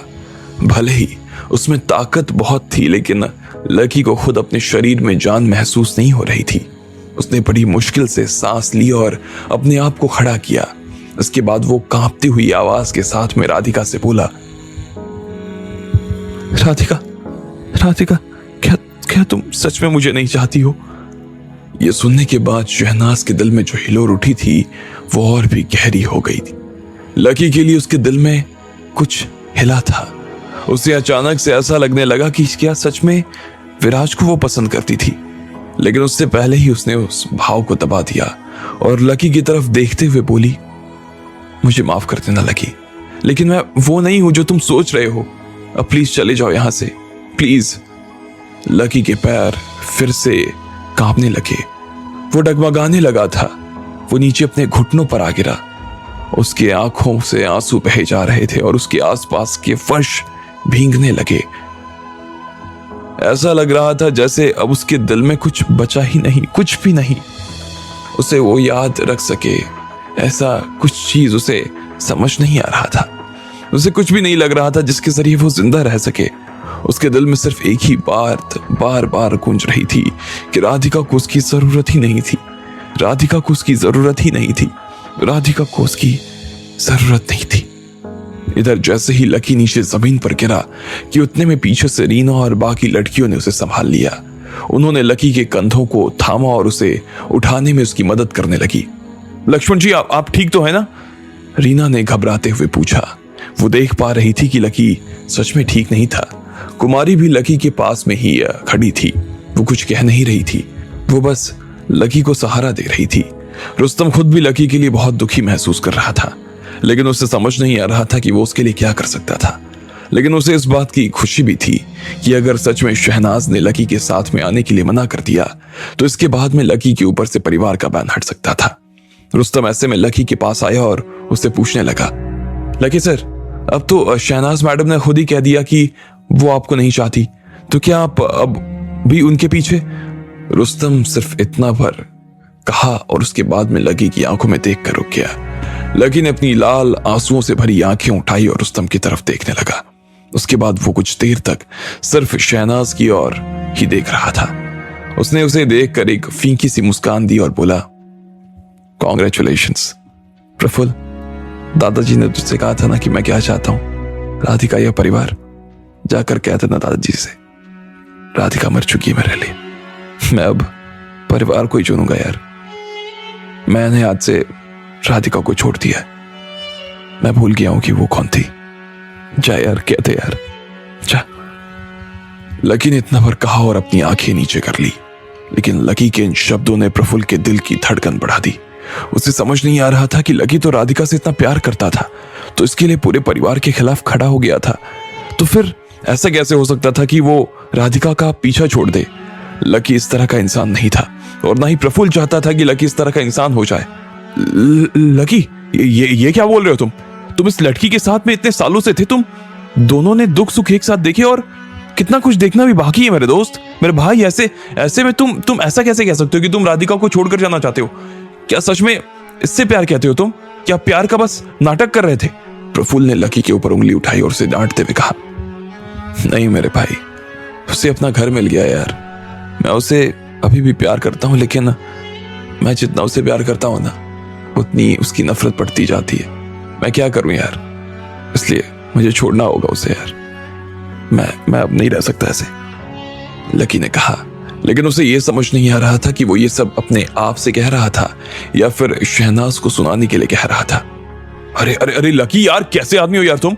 अपने दिल को तसल्ली देने के लिए बहाने पे बहाने दिए जा रहे हो। इस बात का कोई दुख है या नहीं बनता ही नहीं है। तुम उससे प्यार करते थे इसलिए उसे छोड़कर जा रहे हो। क्या बेकार की बकवास कर रहे हो यार। अगर तुम उसे प्यार करते हो तो फिर साथ रहो ना, छोड़कर क्यों जा रहे हो? अगर तुम्हें शहनाजी चाहिए तो मुझे बताओ, तुम्हारा भाई होने के नाते मैं तुम्हारी मदद करूंगा भाई। मैं इनके घर वालों को बोल सकता हूँ कि अभी की अभी शादी कैंसिल करें और शहनाज के पिता उसका हाथ तुम्हारे हाथ में दे दे। बोलो, चाहिए तुम्हें शहनाज? बोलो, प्रफुल्ल ने पूछा। उसे ऐसा लग रहा था कि ना तो लकी शहनाज को छोड़ सकता था और ना ही उसके ऊपर उसका बैन हट सकता था। लेकिन लकी ने इसका उलट ना में अपना सिर हिलाया और धीरे से कहा, मैंने कह दिया ना भाई, आज से मैंने राधिका को छोड़ दिया है। क्या अब तुम मेरा बैन हटवा सकते हो? तुम्हारा बैन? प्रफुल्ल को अब समझ ही नहीं आ रहा था कि अब इसके आगे और क्या कहना चाहिए उसे। उसके दादाजी ने तो उसे यही कहा था कि जब तक वो राधिका को छोड़ेगा नहीं तब तक उसके ऊपर से बैन नहीं हटेगा। लेकिन जैसे ही वो राधिका को छोड़ देगा तो उसके ऊपर से तुरंत ही बैन को हटा दिया जाएगा। लेकिन अगर प्रफुल्ल ने उसके ऊपर से वो बैन हटवा दिया और अपने दादाजी को ये सब जाके बात बता दी और फिर से लकी उनके परिवार में शामिल हो गया तो ये उसके लिए काफी खतरनाक हो जाएगा। उसकी सारी प्लानिंग चौपट हो जाएगी। लेकिन जब रुस्तम ने लकी की बात सुनी तो वो खुश हो गया। वो इतना खुश हो गया कि झूमने लगा। लकी ने जिस तरह से अपनी बात को रखा उससे वो समझ गया था कि अब लकी अपना फैसला बदलने वाला नहीं था। वो उसके दादाजी उसके लिए क्या कहने वाले थे इस बात का भी उसे अंदाजा हो गया था। वो तुरंत लकी के सामने झुककर खड़ा हो गया और उसने जोर से चिल्लाते हुए कहा, लकी सर, आपके ऊपर से परिवार का बैन हटने की आपको बहुत बहुत बधाई हो। आप फिर से परिवार का हिस्सा हो गए सर। इस बात की हमें काफी खुशी है सर। ठीक इसी वक्त वसीम भी उसके सामने आया और बोला, लकी सर, मुबारक हो सर, बहुत बहुत मुबारक हो। फिर से आपको परिवार के साथ देखकर काफी अच्छा लग रहा है सर। जैसे ही रुस्तम और वसीम ने कहा तो उन 10 लोगों ने भी ये बात दोहरा दी जो कि लकी को बचाने के लिए उन दोनों के साथ आए थे। इस आवाज से पूरा हॉल गूंज उठा। जैसे ही विराज के पिता ने रुस्तम के मुंह से ये बात सुनी तो वो हैरान हो गया। अब उसे समझ आ रहा था कि लकी अग्रवाल परिवार का बड़ा बेटा था। विराज के पिता को इस बात का पूरी तरीके से भान था कि अग्रवाल परिवार अपने आप में कितना बड़ा परिवार था, लेकिन वो कभी भी सुर्खियों में रहना पसंद नहीं करते थे। जयपुर में भले ही वो राज परिवार से आते थे, फिर भी आज वो बिजनेस में जिस मुकाम पर खड़े थे, वहां तक उन्हें लाने में अग्रवाल परिवार का बड़ा हाथ था। विराज के पिता को लकी के परिवार ने काफी कुछ दिया था, लेकिन फिर भी आज तक वो अग्रवाल परिवार के किसी भी आदमी से मिल नहीं पाए। उसे ये बात पहले पता थी कि रुस्तम अग्रवाल परिवार के लिए काम कर रहा था, और अब उसने उससे कहा कि वो उसे अग्रवाल परिवार के किसी आदमी से तो मिलवा दे, तो जवाब में रुस्तम ने उसे ये कहकर रोक दिया था कि अग्रवाल परिवार के किसी भी इंसान से मिलने के लिए वो काफी कमजोर था।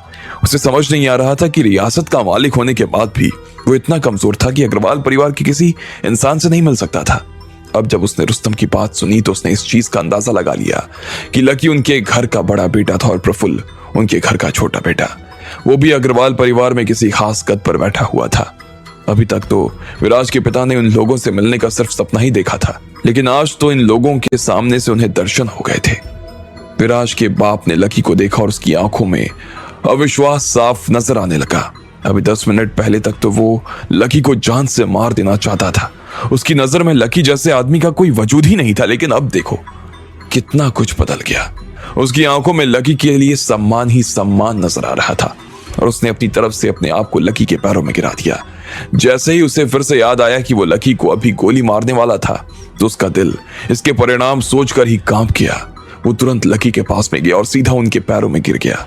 वो लकी के पैरों में गिरा और रोना शुरू कर दिया। मेरी तो किस्मत ही खुल गई साहब, आज जो आपके दर्शन हो गए महाराज। आपको आपकी परिवार की वापसी बहुत बहुत बधाई हो। मुझे तो लग ही नहीं रहा था कि मैं जिंदगी में कभी आपसे मिल भी पाऊंगा, लेकिन प्लीज आप मुझसे नाराज मत होना। चाहो तो मुझे जान से मार देना, मैंने आपको मारने का आदेश दिया। मेरे से ज्यादा नीच आदमी ना कोई हो ही नहीं सकता। आप मुझे जान से मार दो मालिक। बाकी लोग जो वहां हॉल में खड़े थे, उन्हें समझ नहीं आ रहा था कि ये चल क्या रहा था। अभी तो विराज के पिता उसे ठोक देना चाहते थे, मगर अब उसके सामने नीचे जमीन पर लेट रहे थे। आगे क्या होने वाला था? क्या लकी शहनाज को सच में छोड़ देगा? क्या वो फिर से परिवार में शामिल हो जाएगा? और अब शहनाज का क्या होने वाला था? आपको क्या लगता है, क्या होंगे इन सभी सवालों के जवाब? कमेंट बॉक्स में कमेंट करके हमें जरूर बताएं। लकी ने राधिका को मनाने की अपनी तरफ से आखिरी कोशिश कर ली थी, लेकिन वो थी कि मानने को राजी ही नहीं थी। ऐसे में लकी ने कह दिया कि अब वो और उसके पीछे नहीं जाना चाहता था। उसने प्रफुल्ल से कहकर अपने ऊपर लगा बैन हटाने का आदेश दे दिया। जहां एक तरफ बैन हटवाने की खबर सुनकर प्रफुल्ल हैरान हो गया, वहीं दूसरी ओर रुस्तम और बाकी लोग इसे सुनकर खुश हो गए थे। विराज के पिता तो लकी के पैरों में ही गिर पड़े और उससे माफी मांगने लगे। इधर बाकी लोग जो वहां पर खड़े थे, वो सब विराज के परिवार से भी एक दर्जा नीचे थे। उन्हें तो पता भी नहीं था कि अग्रवाल परिवार का कोई परिवार भी हुआ करता था, इसलिए उन्हें नहीं पता चला कि आखिर हो क्या रहा है यहाँ पे। उन्हें समझ ही नहीं आ रहा था कि उसका कद इतना भी क्या बड़ा था कि रुस्तम जैसा आदमी उसे सर कहकर बुला रहा था। विराज का बाप उसके पैरों में गिरा था और बाकी सब लोग उसे परिवार में शामिल होने की बधाई दिए जा रहे थे। इससे पहले कि वो अपनी तरफ से कुछ समझ पाते, इतने में विराज के पिता ने सब लोगों से कहा कि उन्होंने लकी का अपमान किया था और अब उन्हें लकी के पैरों में गिरकर उससे माफी मांगनी चाहिए। जब तक वो अपने घुटनों पर नहीं आने वाले थे, तब तक लकी उन्हें माफ नहीं करने वाला था। वो सब लोगों को घुटनों पर लाकर लकी का गुस्सा शांत करवा सकता था। अगर लकी चाहता तो एक बार में इन 20 के 20 परिवारों को खरीद सकता था और उन्हें 5 मिनट में सड़क पर ला सकता था। ऐसे में विराज का बाप यही चाह रहा था कि जो वो कह रहा था बाकी लोग वही करना शुरू कर दें, लेकिन बाकी सब लोग विराज के बाप को हैरानी भरी नजरों से देख रहे थे। वो जानते थे कि लकी की वजह से वो आदमी डर तो गया था, ऐसे में लकी था कौन, इस बात की कल्पना करना भी उनके लिए मुश्किल हुआ जा रहा था। वो उसके सामने घुटनों पर आ तो जाना चाहते थे, लेकिन सबसे पहले आने की हिम्मत कौन करे, ये किसी को समझ नहीं आ रहा था। विराज के पिता ने सबसे पहले अपने ही बेटे के ऊपर चिल्लाते हुए कहा। उसकी आवाज सुनते ही विराज के दिल की धड़कन एक बार के लिए मानो रुक गई। वो अपने पिता की तरफ बेबसी भरी नजरों से देखे जा रहा था। उसे समझ नहीं आ रहा था कि आखिर उसके पिता ऐसा क्यों कर रहे थे। जब वो अपनी जगह से हिला ही नहीं, तो उसने फिर से चिल्लाते हुए कहा, साले नालायक, तुझे सुनाई नहीं दे रहा क्या मैं क्या कह रहा हूं? चुपचाप गिर उसके पैरों पर।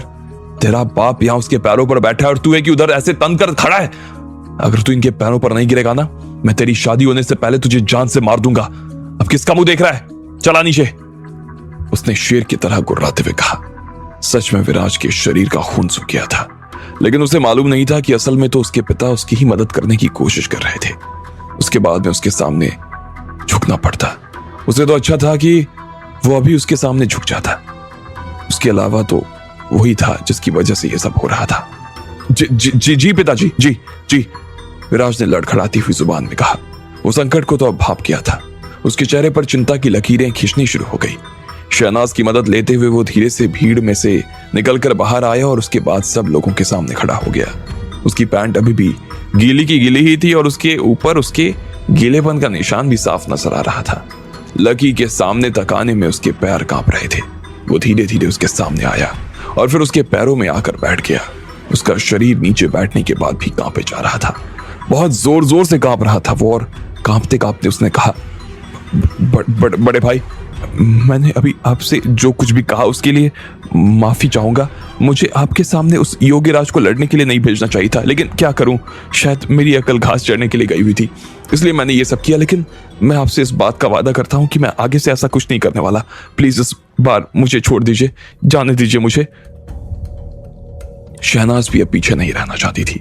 वो खुद भी विराज के साथ में आकर उसके पास बैठ गई। वो तो विराज को दिल ही दिल में शादी से पहले ही अपना पति मान चुकी थी, लेकिन इस वक्त विराज को उसकी कोई परवाह नहीं थी। उसने लकी को भला बुरा कहकर जो गलती की थी, वो तो बस उसी चीज की माफी मांग लेना चाहता था। एक पल के लिए शहनाज को विराज का ये व्यवहार अच्छा नहीं लग रहा था।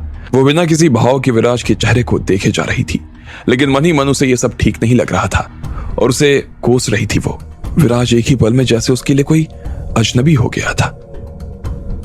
अब जैसे ही बाकी लोगों ने देखा कि विराज खुद भी अपने घुटनों पर आ गया, तो उन लोगों को भी घुटनों पर आने में कोई दिक्कत नहीं हुई। वो सब भागते हुए लकी के पास आए और आते ही उसके पैरों में जा गिरे। उसके बाद और भी लोग आए और धीरे धीरे सारा हॉल लकी के पैरों में जा गिरा। वहां पर लकी सिर्फ रुस्तम, प्रफुल्ल, प्रभुलाल, वसीम और बाकी 10 लोगों के साथ खड़ा था और सब लोग उसके पैरों में गिरे हुए थे। उस पूरे हॉल में लोग लकी को एक ही सुर में देख रहे थे और उससे एक ही सुर में माफी मांग रहे थे। उन लोगों की आवाज से पूरा हॉल गूंज उठा था। रीना, कुमारी और बाकी लड़कियों ने जब ये देखा तो उन्हें भी एक बार के लिए समझ ही में नहीं आया कि लकी आखिर कौन था।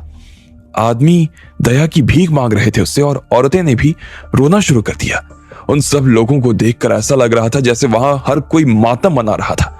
जैसे ही विराज ने देखा कि लकी आ रहा था तो उसके दिल की धड़कन तेज हो गई। उसे पसीने आने लगे और वो और भी ज्यादा हाथों को चिपका कर उसके सामने खड़ा हो गया। उसका पूरा शरीर कांप रहा था और उसने फिर से कहा, मैं सच में आपसे माफी मांग रहा हूं भाई, मुझे माफ कर दो। इस गरीब को एक मौका और दे दो, एक मौका और। लकी उन सब लोगों के सामने खड़ा था। उसने एक बार के लिए विराज को देखा और विराज से सहा नहीं किया। फिर से उसका पैजामा गीला हो गया। खड़े हो जाओ, लकी ने उससे कहा। जी जी जी जी, जैसा आप कहें, मैं खड़ा हो रहा हूं। विराज धीरे से शहनाज की मदद से अपनी जगह पर खड़ा हो गया। अगर शहनाज उसे सहारा नहीं देती तो वो शायद खड़ा भी नहीं हो सकता था। लकी ने विराज की तरफ देखा और कहा, शहनाज तुम्हारी बीवी होने वाली है। मैं जानता हूं वो खुश नहीं है और मैं भी खुश नहीं हूं, इसलिए मैं अपना हिसाब चुकता करने के लिए फिर आऊंगा।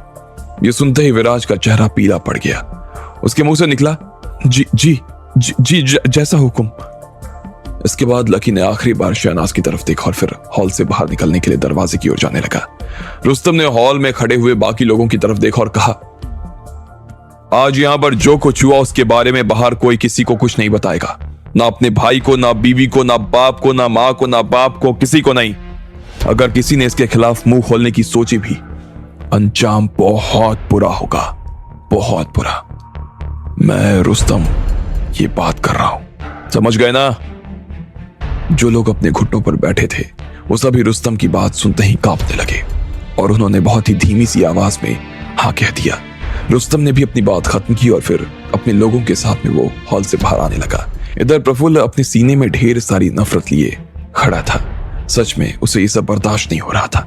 लकी ऐसा कैसे कर सकता था? वो राधिका को कैसे छोड़ सकता था और अपना बहन कैसे हटवा सकता था? अगर लकी फिर से परिवार में आ जाता तो सच में प्रफुल्ल के लिए तो बहुत मुसीबत खड़ी हो जाती। वो एक उसके लिए विरोधी बन सकता था। प्रफुल्ल को गुस्सा आ रहा था और अपने गुस्से को शांत करने के लिए वो बस लंबी लंबी सांसें लिए जा रहा था।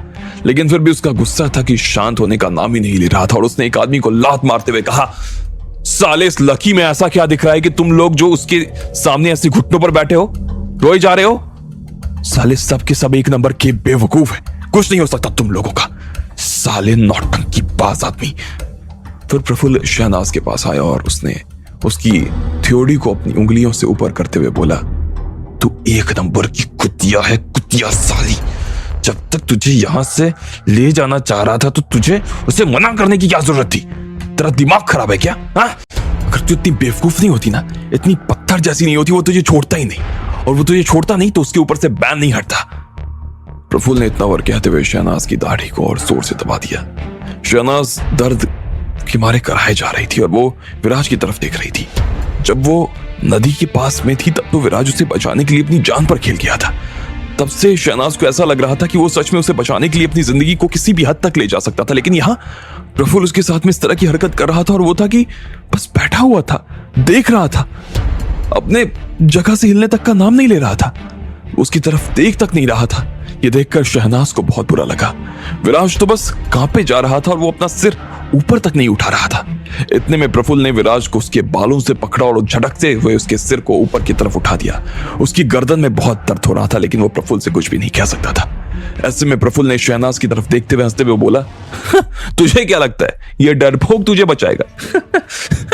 क्या बेवकूफ लड़की है, क्या तुझे सच में विश्वास हो रहा है कि ये तुझे बचाएगा? तुझे? इसका पैजामा देख, अगर मैं इसके सारे कपड़े भी फाड़ दूं ना तो इस आदमी में इतनी हिम्मत नहीं कि ये मुंह से चू भी कर सके। इसके बाद प्रफुल्ल ने एक जोरदार वार अपनी घूनी से विराज के सिर पर किया और वो सीधा नीचे जमीन पर किसी मरे हुए कुत्ते की तरह जा गिरा। शहनाज उसे इस तरह से देखकर फिर से घबरा गई।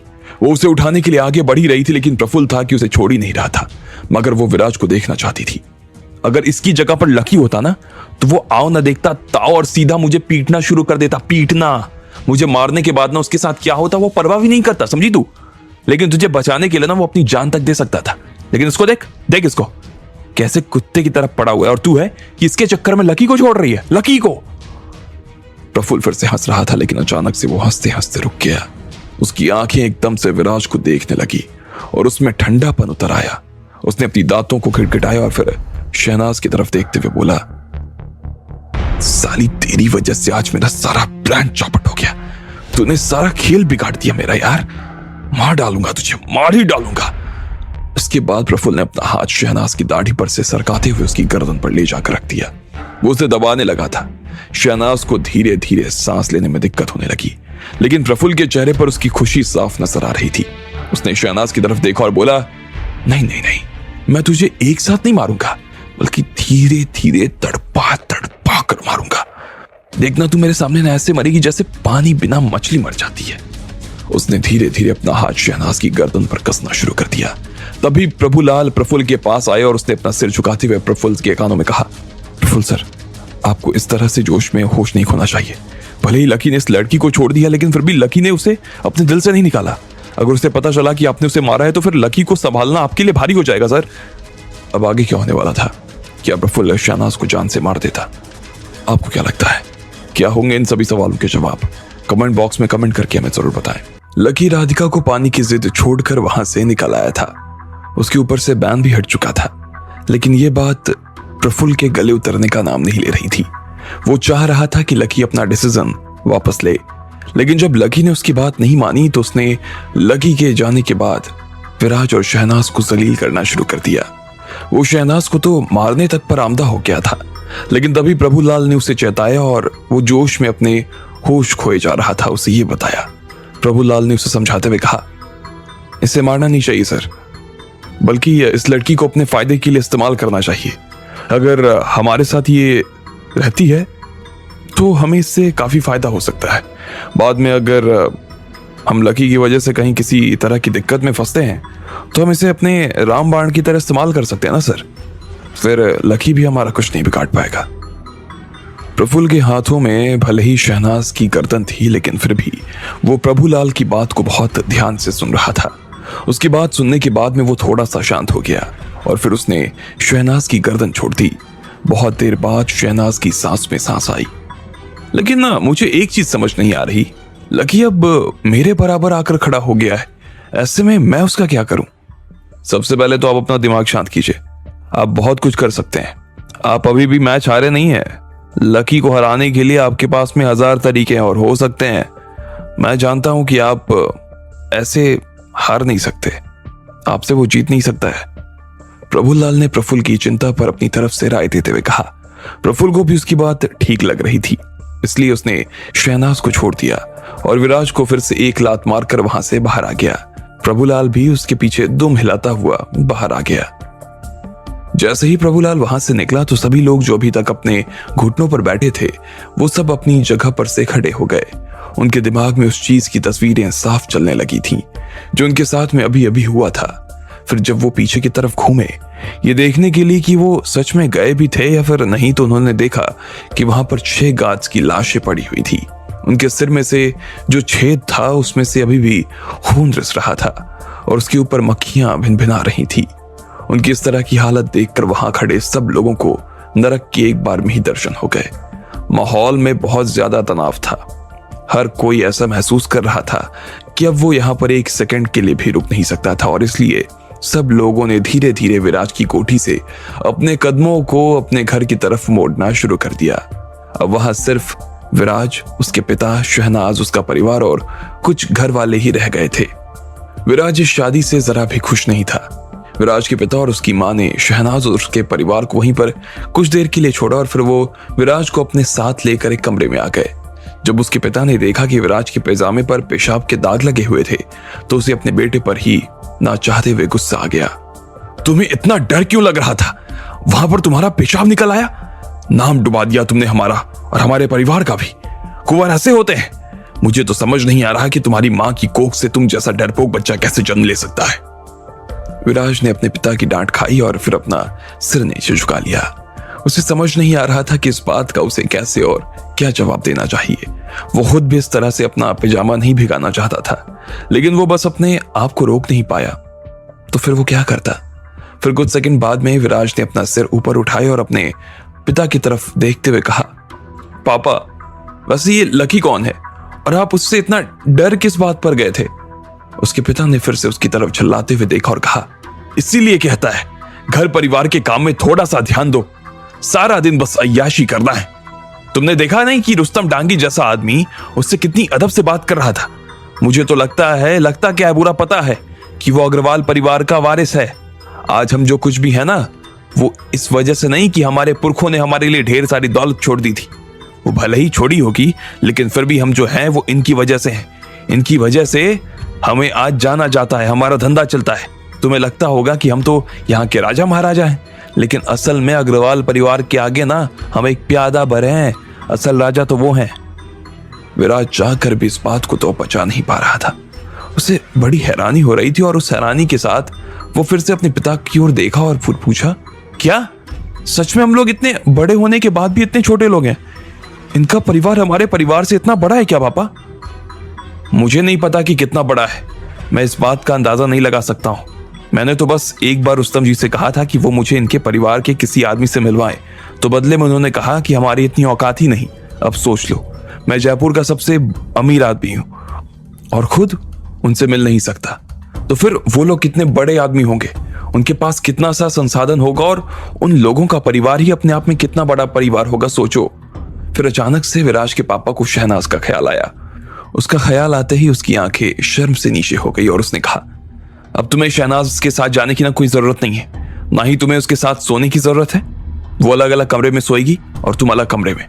लेकिन पापा, जैसे ही विराज ने तबर कहा कि फिर से उसके पिता ने उसकी बात को बीच में काटते हुए कहा, शट अप, बिल्कुल चुप। जैसा मैं कह रहा हूं चुपचाप बिल्कुल वैसा ही कर।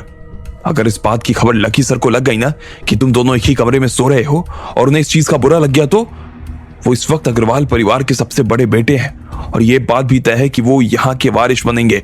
ऐसे में अगर वो नाराज हो गए ना, हमारा पूरा खानदान खत्म हो जाएगा। तू अपनी हवस के लिए क्या मेरे पूरे खानदान को दांव पर लगाना चाहता है? विराज पहले ही अपने पिता की सारी बातों से बहुत परेशान हो गया था, लेकिन फिर भी उसके पास में अपने पिता की बात सुनने के अलावा तो कोई चारा भी तो नहीं था। इधर शहनाज, शिरीन, उसके पिता दर्शन उसी हॉल में विराज और उसके घर वालों का इंतजार कर रहे थे। दर्शन अपनी दोनों बेटियों की तरफ देखे जा रहा था। वो देख रहा था कि वो दोनों ठीक भी थी या नहीं। अब जाकर उसका मन थोड़ा सा शांत हुआ और उसने पूछा, ये लकी का क्या मसला है? ये तो तुम्हारे साथ में राजस्थान यूनिवर्सिटी में पढ़ाई करता था ना? शहनाज को जैसे ही ये सवाल सुनते ही होश आया और उसने हाँ में अपना सिर हिला दिया। वो देख पा रही थी कि दर्शन की आंखों में लकी के लिए बहुत सारे सवाल थे, लेकिन उससे ज्यादा शक अब शहनाज को लकी के लिए अपने मन में होने लगा। पर शक के साथ उसे लकी से और ज्यादा नफरत भी होने लगी। कहाँ तो इसी हॉल में उन दोनों की शादी होने वाली थी और कहाँ अब लकी इसी हॉल को शमशान में बदल कर चला गया। शिरीन शांति से पलंग पर बैठी हुई थी। उसका मुंह था कि खुलने का नाम नहीं ले रहा था। अब उसे इस बात की चिंता खाई जा रही थी कि लकी उससे नफरत करने लगा था। इतने में दर्शन ने देखा कि शहनाज के हाथों में वो पेंडेंट था। उसने गहरी सांस ली और फिर कहा, शहनाज, मैंने कहा था ना कि इस पेंडेंट को बाहर लेकर कभी मत आना, तो फिर तुम इसे बाहर क्यों लेकर आई? क्या जरूरत थी कि तुम इसे बाहर की तरफ लेकर आओ? तुम्हें पता है ना कि ये कितना खतरनाक है। खतरनाक है? पापा, ये सब आप क्या कह रहे हैं? ये सिर्फ एक पेंडेंट ही तो है, खतरनाक कैसे हो सकता है? ये इसमें सिर्फ एक पत्थर ही तो लगा है, शहनाज ने इधर से जवाब देते हुए कहा। लेकिन शहनाज के पिता का इस बात पर बहस करने का कोई मन नहीं था, इसलिए उसने कहा, नहीं, कुछ नहीं। शहनाज को उनका जवाब कुछ ठीक नहीं लग रहा था।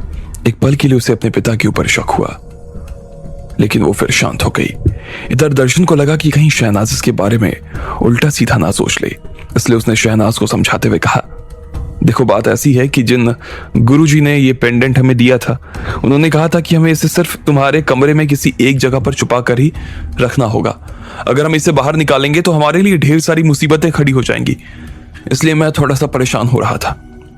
मुझे पता है पापा, लेकिन आपको चिंता करने की जरूरत नहीं है। मैं आगे से इसे कभी बाहर नहीं लेकर आऊंगी, शहनाज ने कहा। मुझे उम्मीद है कि आगे से ऐसा कुछ नहीं करोगी तुम। शिरीन ने भी शहनाज की तरफ देखा और बुदबुदाते हुए कहा। इधर प्रफुल्ल के अंदर भी आग अभी तक शांत नहीं हुई थी। वो अपने होटल में अपने कमरे में तो आ गया, लेकिन फिर भी उसे नींद नहीं आ रही थी। उसने अपने आप को शांत करने के लिए फिर से ढेर सारा खाना मंगवाया, शराब मंगवाई और कुछ एक लड़कियां भी। वो सारी उसके कमरे में थी और उसका मनोरंजन कर रही थी। प्रफुल्ल आराम से कुर्सी पर बैठा था। उसके अगल बगल 2 लड़कियां बैठी थी। प्रफुल्ल ने उन्हें अपनी बाहों में भर रखा था। बची 2 लड़कियां उसके घुटनों में थी और उसे ललचाई भरी नजरों से देख रही थी। प्रफुल्ल ने उनमें से एक की कमर को सहलाया और बोला, नीचे क्यों बैठी हो? चलो मुझे बिल्ली की तरह चलकर दिखाओ। अभी दिखाती हूं सर, उस लड़की ने कहा और फिर फर्श पर अपनी दोनों हथेलियां रख दी और बिल्लियों की तरह चलने लगी। और तुम कुतिया की तरह, और साथ में उसकी आवाज भी करना। प्रफुल्ल ने दूसरी लड़की के कमर को अपने पैरों से सहलाते हुए कहा, जी सर। और उस लड़की ने भी प्रफुल्ल के सामने भौंकना शुरू कर दिया। प्रफुल्ल के एक तरफ बिल्ली और दूसरी तरफ कुतिया घूम रही थी। हा, बहुत बढ़िया, क्या आवाज निकाल रही हो, शानदार, प्रफुल्ल ने हंसते हुए कहा। वो दोनों लड़कियां जो उसके आसपास बैठी थी, उन्होंने भी उसके साथ हंसना शुरू कर दिया था। तड़ाक तड़ाक तड़ाक। इतने में प्रफुल्ल ने उन दोनों लड़कियों के गाल पर थप्पड़ लगा दिया और गुस्से में उन्हें देखते हुए बोला, तुम्हारी हिम्मत कैसे हुई हंसने की? मैंने तुम्हें यहां पर हंसने के लिए बुलाया है क्या? उन दोनों लड़कियों के होठों के किनारे पर से खून आने लगा। उन दोनों ने प्रफुल्ल की ओर देखा और बोली, हमसे गलती हो गई सर, माफ कर दीजिए, हमें इस तरह से हंसना नहीं चाहिए था।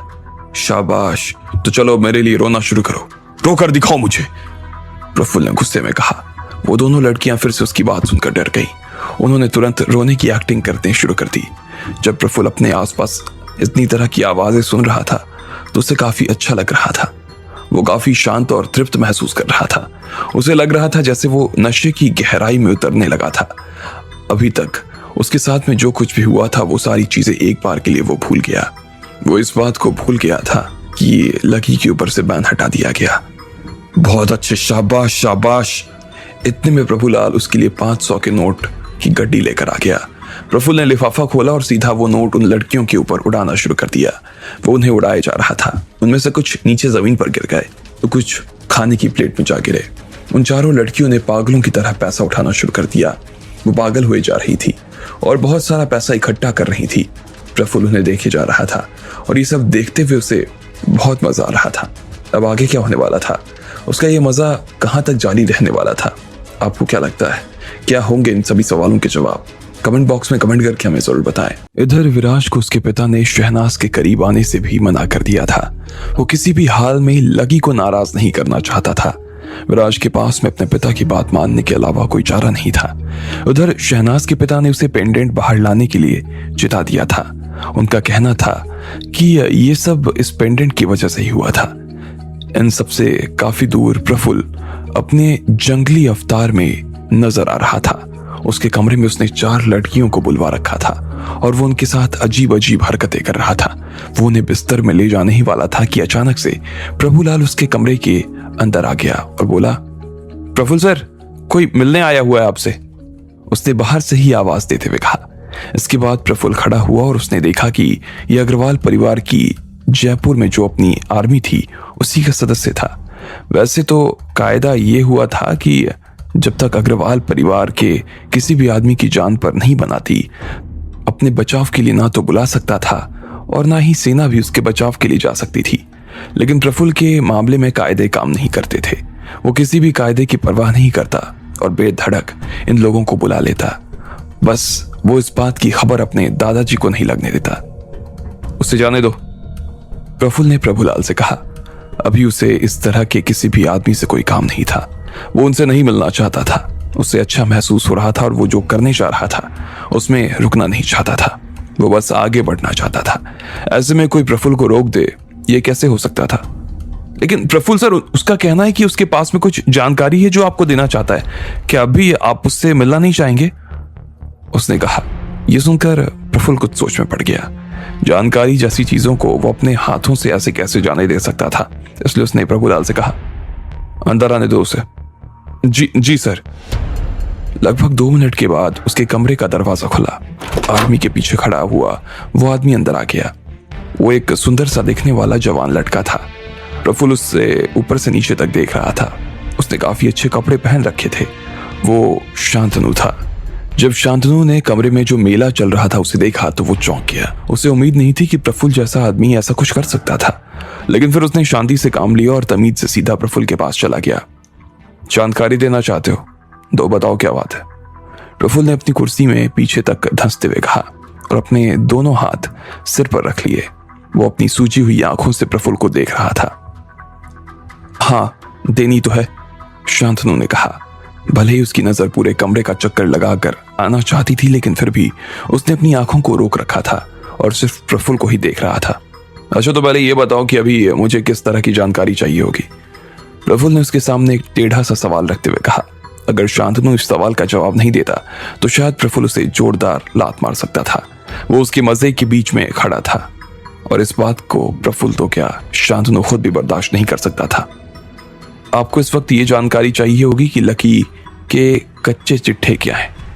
जैसे ही शांतनु ने इतना पर कहा, उसके बाद वो उसकी आंखों में देखने लगा। वो बड़े ध्यान से ये देखने की कोशिश कर रहा था कि आखिर प्रफुल्ल उसकी बात से क्या समझ पा रहा था। शांतनु ने प्रफुल्ल और लकी के बीच में क्या हुआ था वो सब देख लिया था। भले ही वो उनकी असली पहचानों के बारे में कुछ नहीं जानता था, लेकिन फिर भी उसे इतना तो समझ आ गया था कि वो और लकी उससे बहुत ऊपर के लोग थे। लेकिन इस बात से उसे झटका नहीं लगा, बल्कि इस चीज में तो उसे अपने लिए मौका नजर आ रहा था।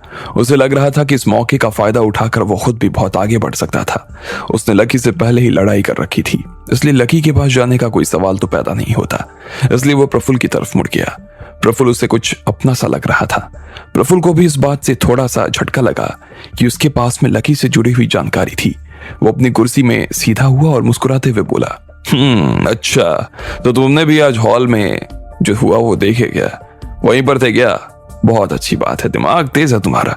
चलो बताओ कि क्या कच्चे चिट्ठे लेकर आए हो तुम मेरे पास लकी के? प्रफुल्ल ने अपनी झूमती हुई आंखों से उसे देखते हुए कहा और अपने दोनों हाथ अपने गले पर रख लिए।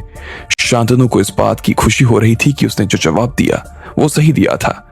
उसका तीर सही दिशा में लग गया था, गलत दिशा में नहीं। वो देख पा रहा था कि लकी और प्रफुल्ल में जमीन आसमान का अंतर था और उसी अंतर का फायदा उठाते हुए उसने कहा, मुझे नहीं लगता कि ये जानकारी आपके कितने काम की होगी और कितने नहीं, लेकिन मैं ये जानता हूं कि उसने राजस्थान यूनिवर्सिटी के अंदर क्या क्या किया है। बाकी आप उसमें जो भी निकालना चाहो निकाल लेना, हो सकता है उसमें से आपको कुछ काम की चीजें हाथ लग जाए। प्रफुल्ल ने गहरी सांस ली। वो देख पा रहा था कि शांतनु को थोड़ी सी घबराहट होनी शुरू हो गई, लेकिन फिर भी प्रफुल्ल को लकी के बारे में जानकारी लेने के लिए इतनी भी कोई जल्दी नहीं थी। उसने बड़े आराम से शांतनु से कहा, देखो तुम चिंता मत करो, एक एक करके सारी चीजें कहते जाओ, लेकिन अगर उसमें से एक भी बात मेरे काम की नहीं निकली ना, मैं तुम्हें पहले बता देता हूं, मुझे बहुत ज्यादा गुस्सा आ सकता है और फिर इसके परिणाम तुम्हारे लिए बहुत घातक होंगे। इसलिए अगर तुम कुछ नहीं बताओगे तो भी मुझे बहुत गुस्सा आ जाएगा और इसके परिणाम भी ना बहुत घातक होंगे, तो बेहतर है कि तुम बताना ही शुरू करो। जी जी। शांतनु ने अपनी जीभ काट ली। वो हैरान था कि और उसे लग रहा था कि यहाँ आकर शायद उसने अपने पैरों पर कुल्हाड़ी मार ली थी। वो तो यहाँ ऊपर उठने के लिए आया था, लेकिन प्रफुल्ल उसे ऊपर उठने देना नहीं चाहता था। मगर अब तो शांतनु यहाँ आ गया था और यहाँ से जिंदा वापस जाने के लिए उसके पास जानकारी देने के अलावा और कोई चारा नहीं था। इसलिए उसने एक एक करके सारी चीजें बतानी शुरू कर दी। उसने काफी कुछ कहा, लेकिन उस दौरान में प्रफुल्ल कुछ भी नहीं कह रहा था। वो शांति से सारी चीजें सुन रहा था और इस वजह से शांतनु की हालत और ज्यादा खराब हो रही थी। वो ना चाहते हुए भी उसके माथे पर पसीने आ रहे थे, साथ ही उसके दिल की धड़कन तेज हो रही थी। उसने बड़ी मुश्किल से अपना माथा साफ किया और फिर कहना शुरू कर दिया, लेकिन ऐसा लग रहा था उसे कि वो किसी खतरनाक झूले पर बैठा था और वो झूला रुकने का नाम ही नहीं ले रहा था। शांतनु बहुत ही संभल कर अपनी जुबान का इस्तेमाल कर रहा था।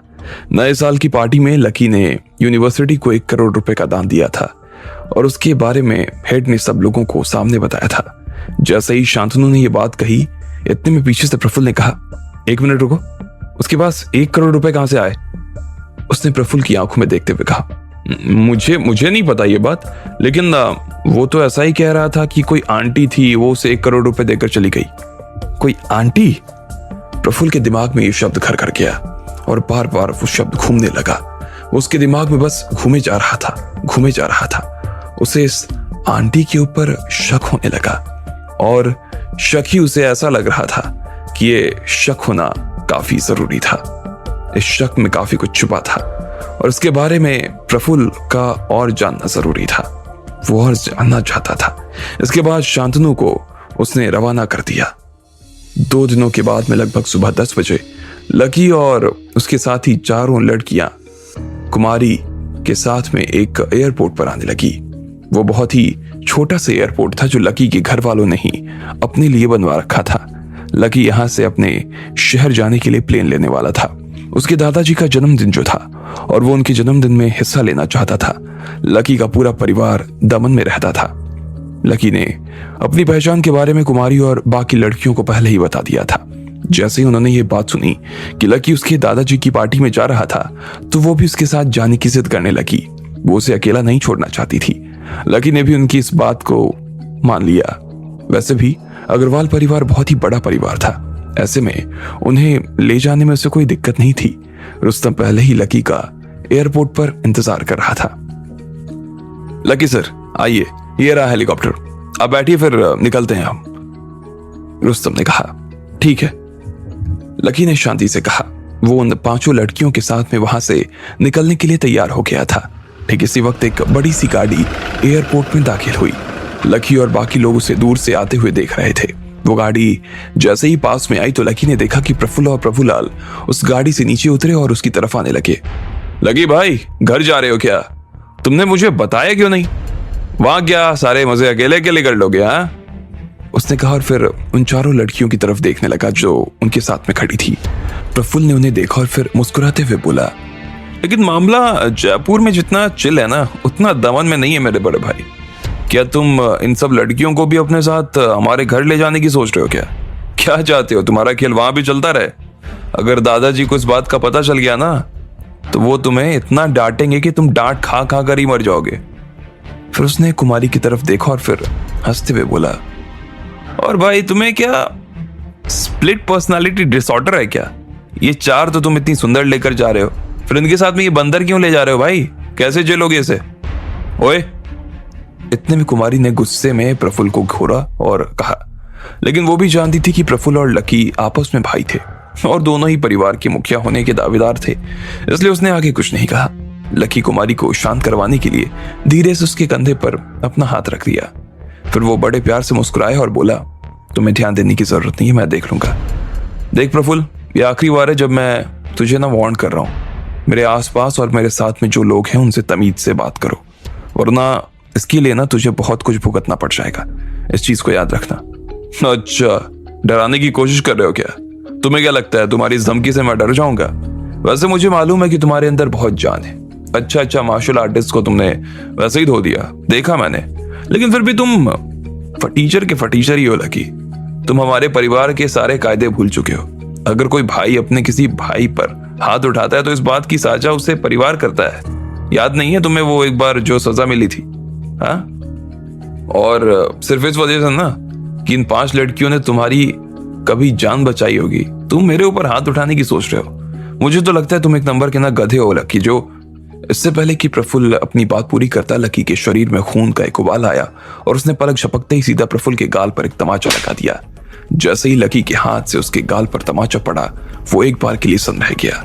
उसे उम्मीद नहीं थी कि लकी ऐसा कुछ कर सकता था। उसके कानों में सीटी बजने लगी।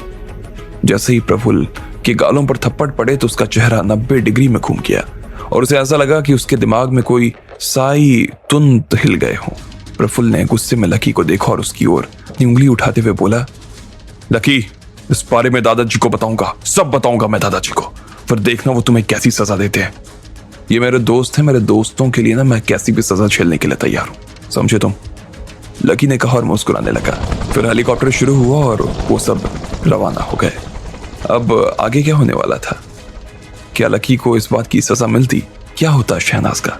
आपको क्या लगता है? क्या होंगे इन सभी सवालों के जवाब? कमेंट बॉक्स में कमेंट करके हमें जरूर बताएं। शांतनु प्रफुल्ल के पास में आ गया था और उसे कुछ जानकारी देना चाहता था। उसने प्रफुल्ल को बताया कि लकी ने कॉलेज में 1 करोड़ का डोनेशन दिया था। यह सुनते ही प्रफुल्ल की आंखें छोटी हो गई। वो ये सोचने लगा कि आखिर लकी के पास में 1 करोड़ रुपए कहां से आए।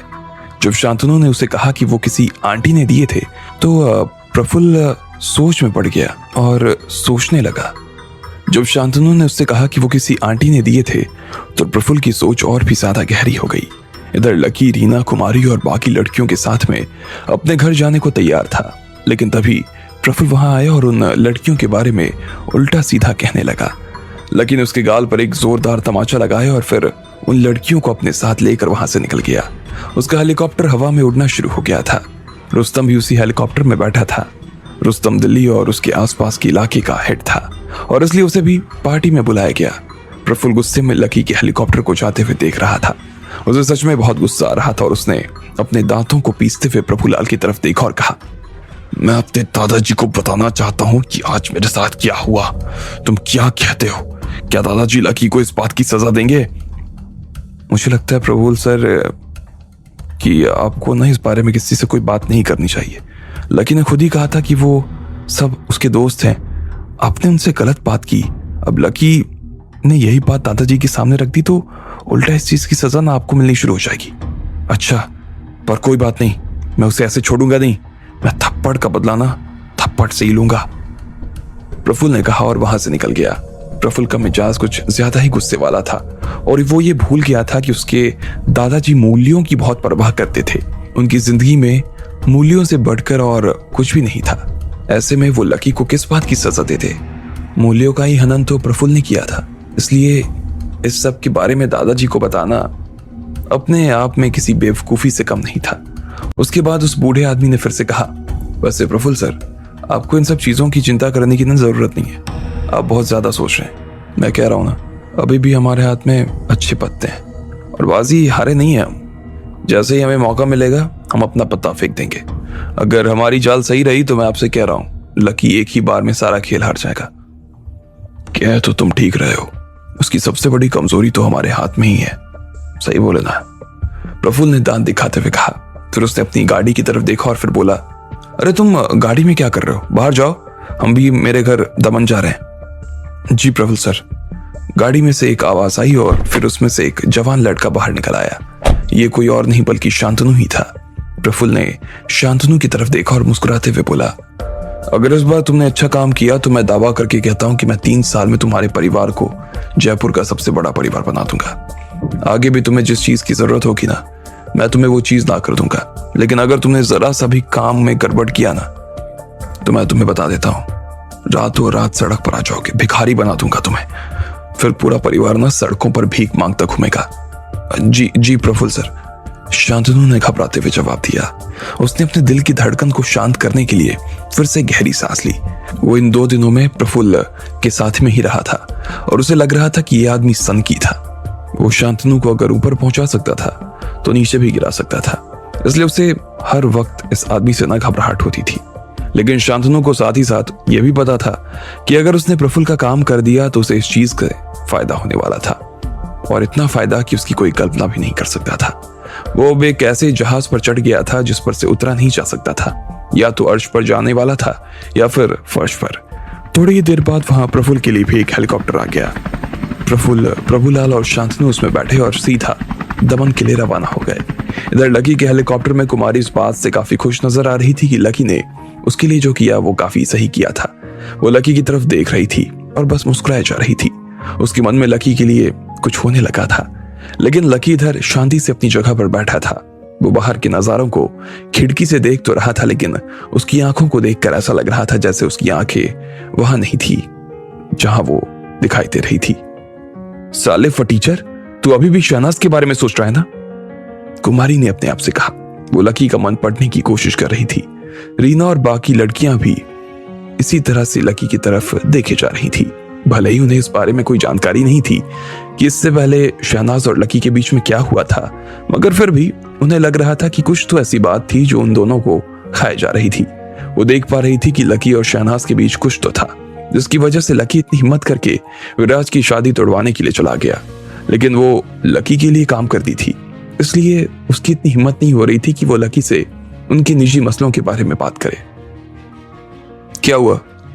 लकी ने कुमारी की तरफ देखा और पूछा। वो अभी भी उसे देखकर मुस्कुरा रही थी। तुम शहनाज के बारे में सोच रहे हो ना? कुमारी ने कहा। लकी ने मुस्कुराते हुए ना में अपना सिर हिला दिया, लेकिन कुमारी सिर्फ उसके चेहरे को देखकर ही समझ गई थी कि लकी क्या सोच रहा था। कुमारी ने गहरी सांस ली और फिर उसे शांत करवाने के लिए कहा, अब जब तुमने देख ही लिया है कि शहनाज तुम्हारे बारे में क्या सोचती है, तो तुम किस तरह से देखती है तुम्हें वो, तो फिर तुम किस चीज का मलाल कर रहे हो लकी? मुझे नहीं लगता कि तुम्हारे मन में किसी चीज का मलाल होना चाहिए। अब मेरी बात ध्यान से सुनो।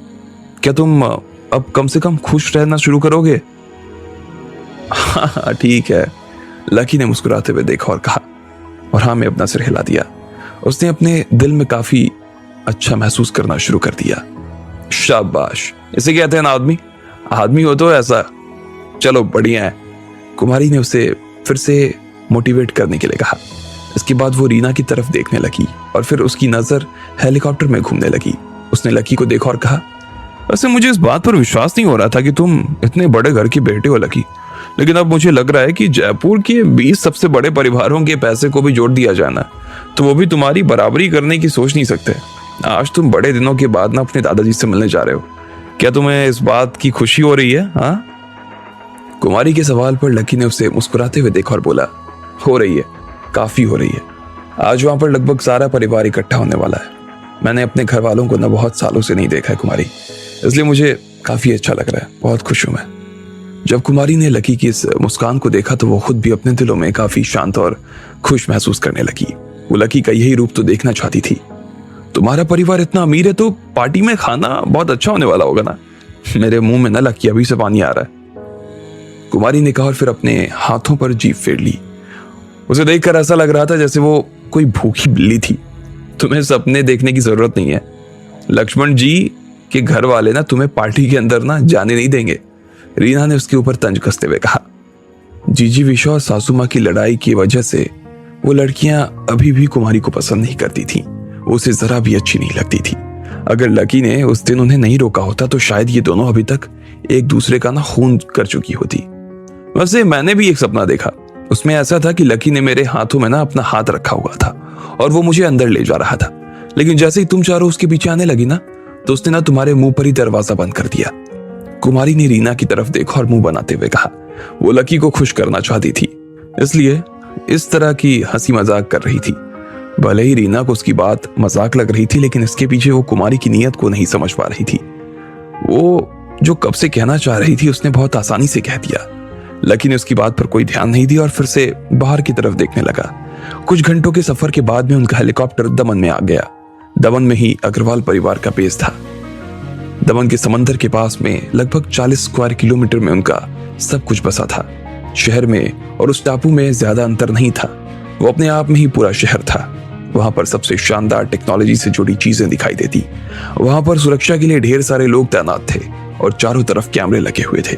वहां पर पहुंचने के दो ही रास्ते थे, या तो पानी से या फिर हवाई जहाज से। यहाँ कोई आम आदमी तो पहुंच नहीं सकता था और ना ही कोई इस जगह को अंदर से या इंटरनेट पर देख सकता था। यहाँ से जुड़ी हर तस्वीर और वीडियो इंटरनेट पर नहीं थी, इसलिए सिवाय परिवार से जुड़े हुए आदमी के यहाँ पर कोई नहीं आ सकता था। जैसे ही वो लोग हेलीकॉप्टर से नीचे उतरे तो उन्हें तुरंत आइलैंड के गेस्ट रूम में ले जाया गया। जैसे ही रीना, कुमारी और बाकी लड़कियां वहां आइलैंड पर आई तो उन्हें ये सब देखने में काफी अजीब सा लगने लगा। वो सभी लकी के कमरे में आ गई और बस आइलैंड के बारे में बात कर रही थी। आज तुम लोग सब जल्दी से सो जाओ, कल मैं तुम्हें पार्टी में ले जाऊंगा, लकी ने कहा। ठीक है, चलो भाई, मैं तो अपने कमरे में जा रही हूँ। आज पहली बार होगा जब मैं इतने बड़े और आलीशान कमरे में न सोने जा रही हूँ। मुझे तो अभी से बड़ा मजा आ रहा है, कुमारी ने ना एक अंगड़ाई सी लेते हुए कहा और फिर दरवाजे के बाहर की तरफ जाने लगी। लेकिन जैसे ही उसने देखा कि रीना और बाकी लड़कियों ने उसकी इस बात का कोई जवाब नहीं दिया तो उसे अजीब सा लगने लगा। वो पीछे की तरफ घूमी और बोली, अरे चलो ना, बैठे बैठे क्या कर रही हो यहाँ पर, सोना नहीं है क्या? तुम्हें इससे क्या मतलब कि हम लोग कुछ भी करें? तुम चुपचाप अपना काम करो, समझी? रीना ने कुमारी को फटकारते हुए कहा। कुमारी उसे एक पल के लिए भी सुहा नहीं रही थी। साली पागल, कुमारी ने गुस्से में जवाब दिया और फिर वहां से बाहर निकल आई। जैसे ही कुमारी वहां से निकली तो रीना ने लकी की तरफ देखा और बोली, लक्ष्मण जी आइए, हम सोने से पहले ना आपकी मसाज कर देते हैं। ठीक है, लकी ने कहा। इन दिनों वो इन सब चीजों में इतना उलझा हुआ था कि ठीक से मसाज भी नहीं करवा पाया था, जबकि अब उसे रीना और बाकी लड़कियों के हाथों की मसाज की आदत हो चुकी थी। वो जानता था कि अगर वो उन्हें अपनी मसाज नहीं भी करने देता तो शायद इस बात का रीना और बाकी लड़कियों को बुरा लग सकता था और उन्हें नींद ही नहीं आती। उन्होंने लकी को लेटाया और फिर उसकी मसाज करनी शुरू कर दी। उन लोगों से मसाज करवाकर लकी को काफी अच्छा लग रहा था, काफी सुकून भरा महसूस हो रहा था उसे। लकी ने अपनी आंखें बंद कर ली और उसका दिमाग और भी ज्यादा भारी होने लगा। वो अब सोने वाला था और कुछ भी बड़बड़ाए जा रहा था। शहनाज, शहनाज, शहनाज। लकी ने कुछ भी कहना शुरू कर दिया। रीना और बाकी लड़कियां घबराई हुई नजरों से एक दूसरे की तरफ देख रही थी। उन्हें समझ नहीं आ रहा था कि अब उन्हें क्या करना चाहिए था। शहनाज, तुम्हें पता नहीं है लेकिन तुम राधिका हो, मेरी राधिका। तुम मुझे क्यों नहीं चाहती हो? मैं तुम्हें छोड़कर नहीं जा सकता हूँ, लकी ने कहा और उसकी आंखों से आंसुओं की दो धारा बहने लगी। जैसे ही रीना और बाकी लड़कियों ने लकी को इस तरह से देखा तो उन्हें काफी बुरा लगने लगा। अब आगे क्या होने वाला था? क्या सच में लकी उसे भुला पाता? क्या शहनाज को लकी याद आता? आपको क्या लगता है, क्या होंगे इन सभी सवालों के जवाब? कमेंट बॉक्स में कमेंट करके हमें जरूर बताएं और सभी सवालों के जवाब को जानने के लिए सुनते रहिए तमिल सिर्फ पॉकेट FM पर।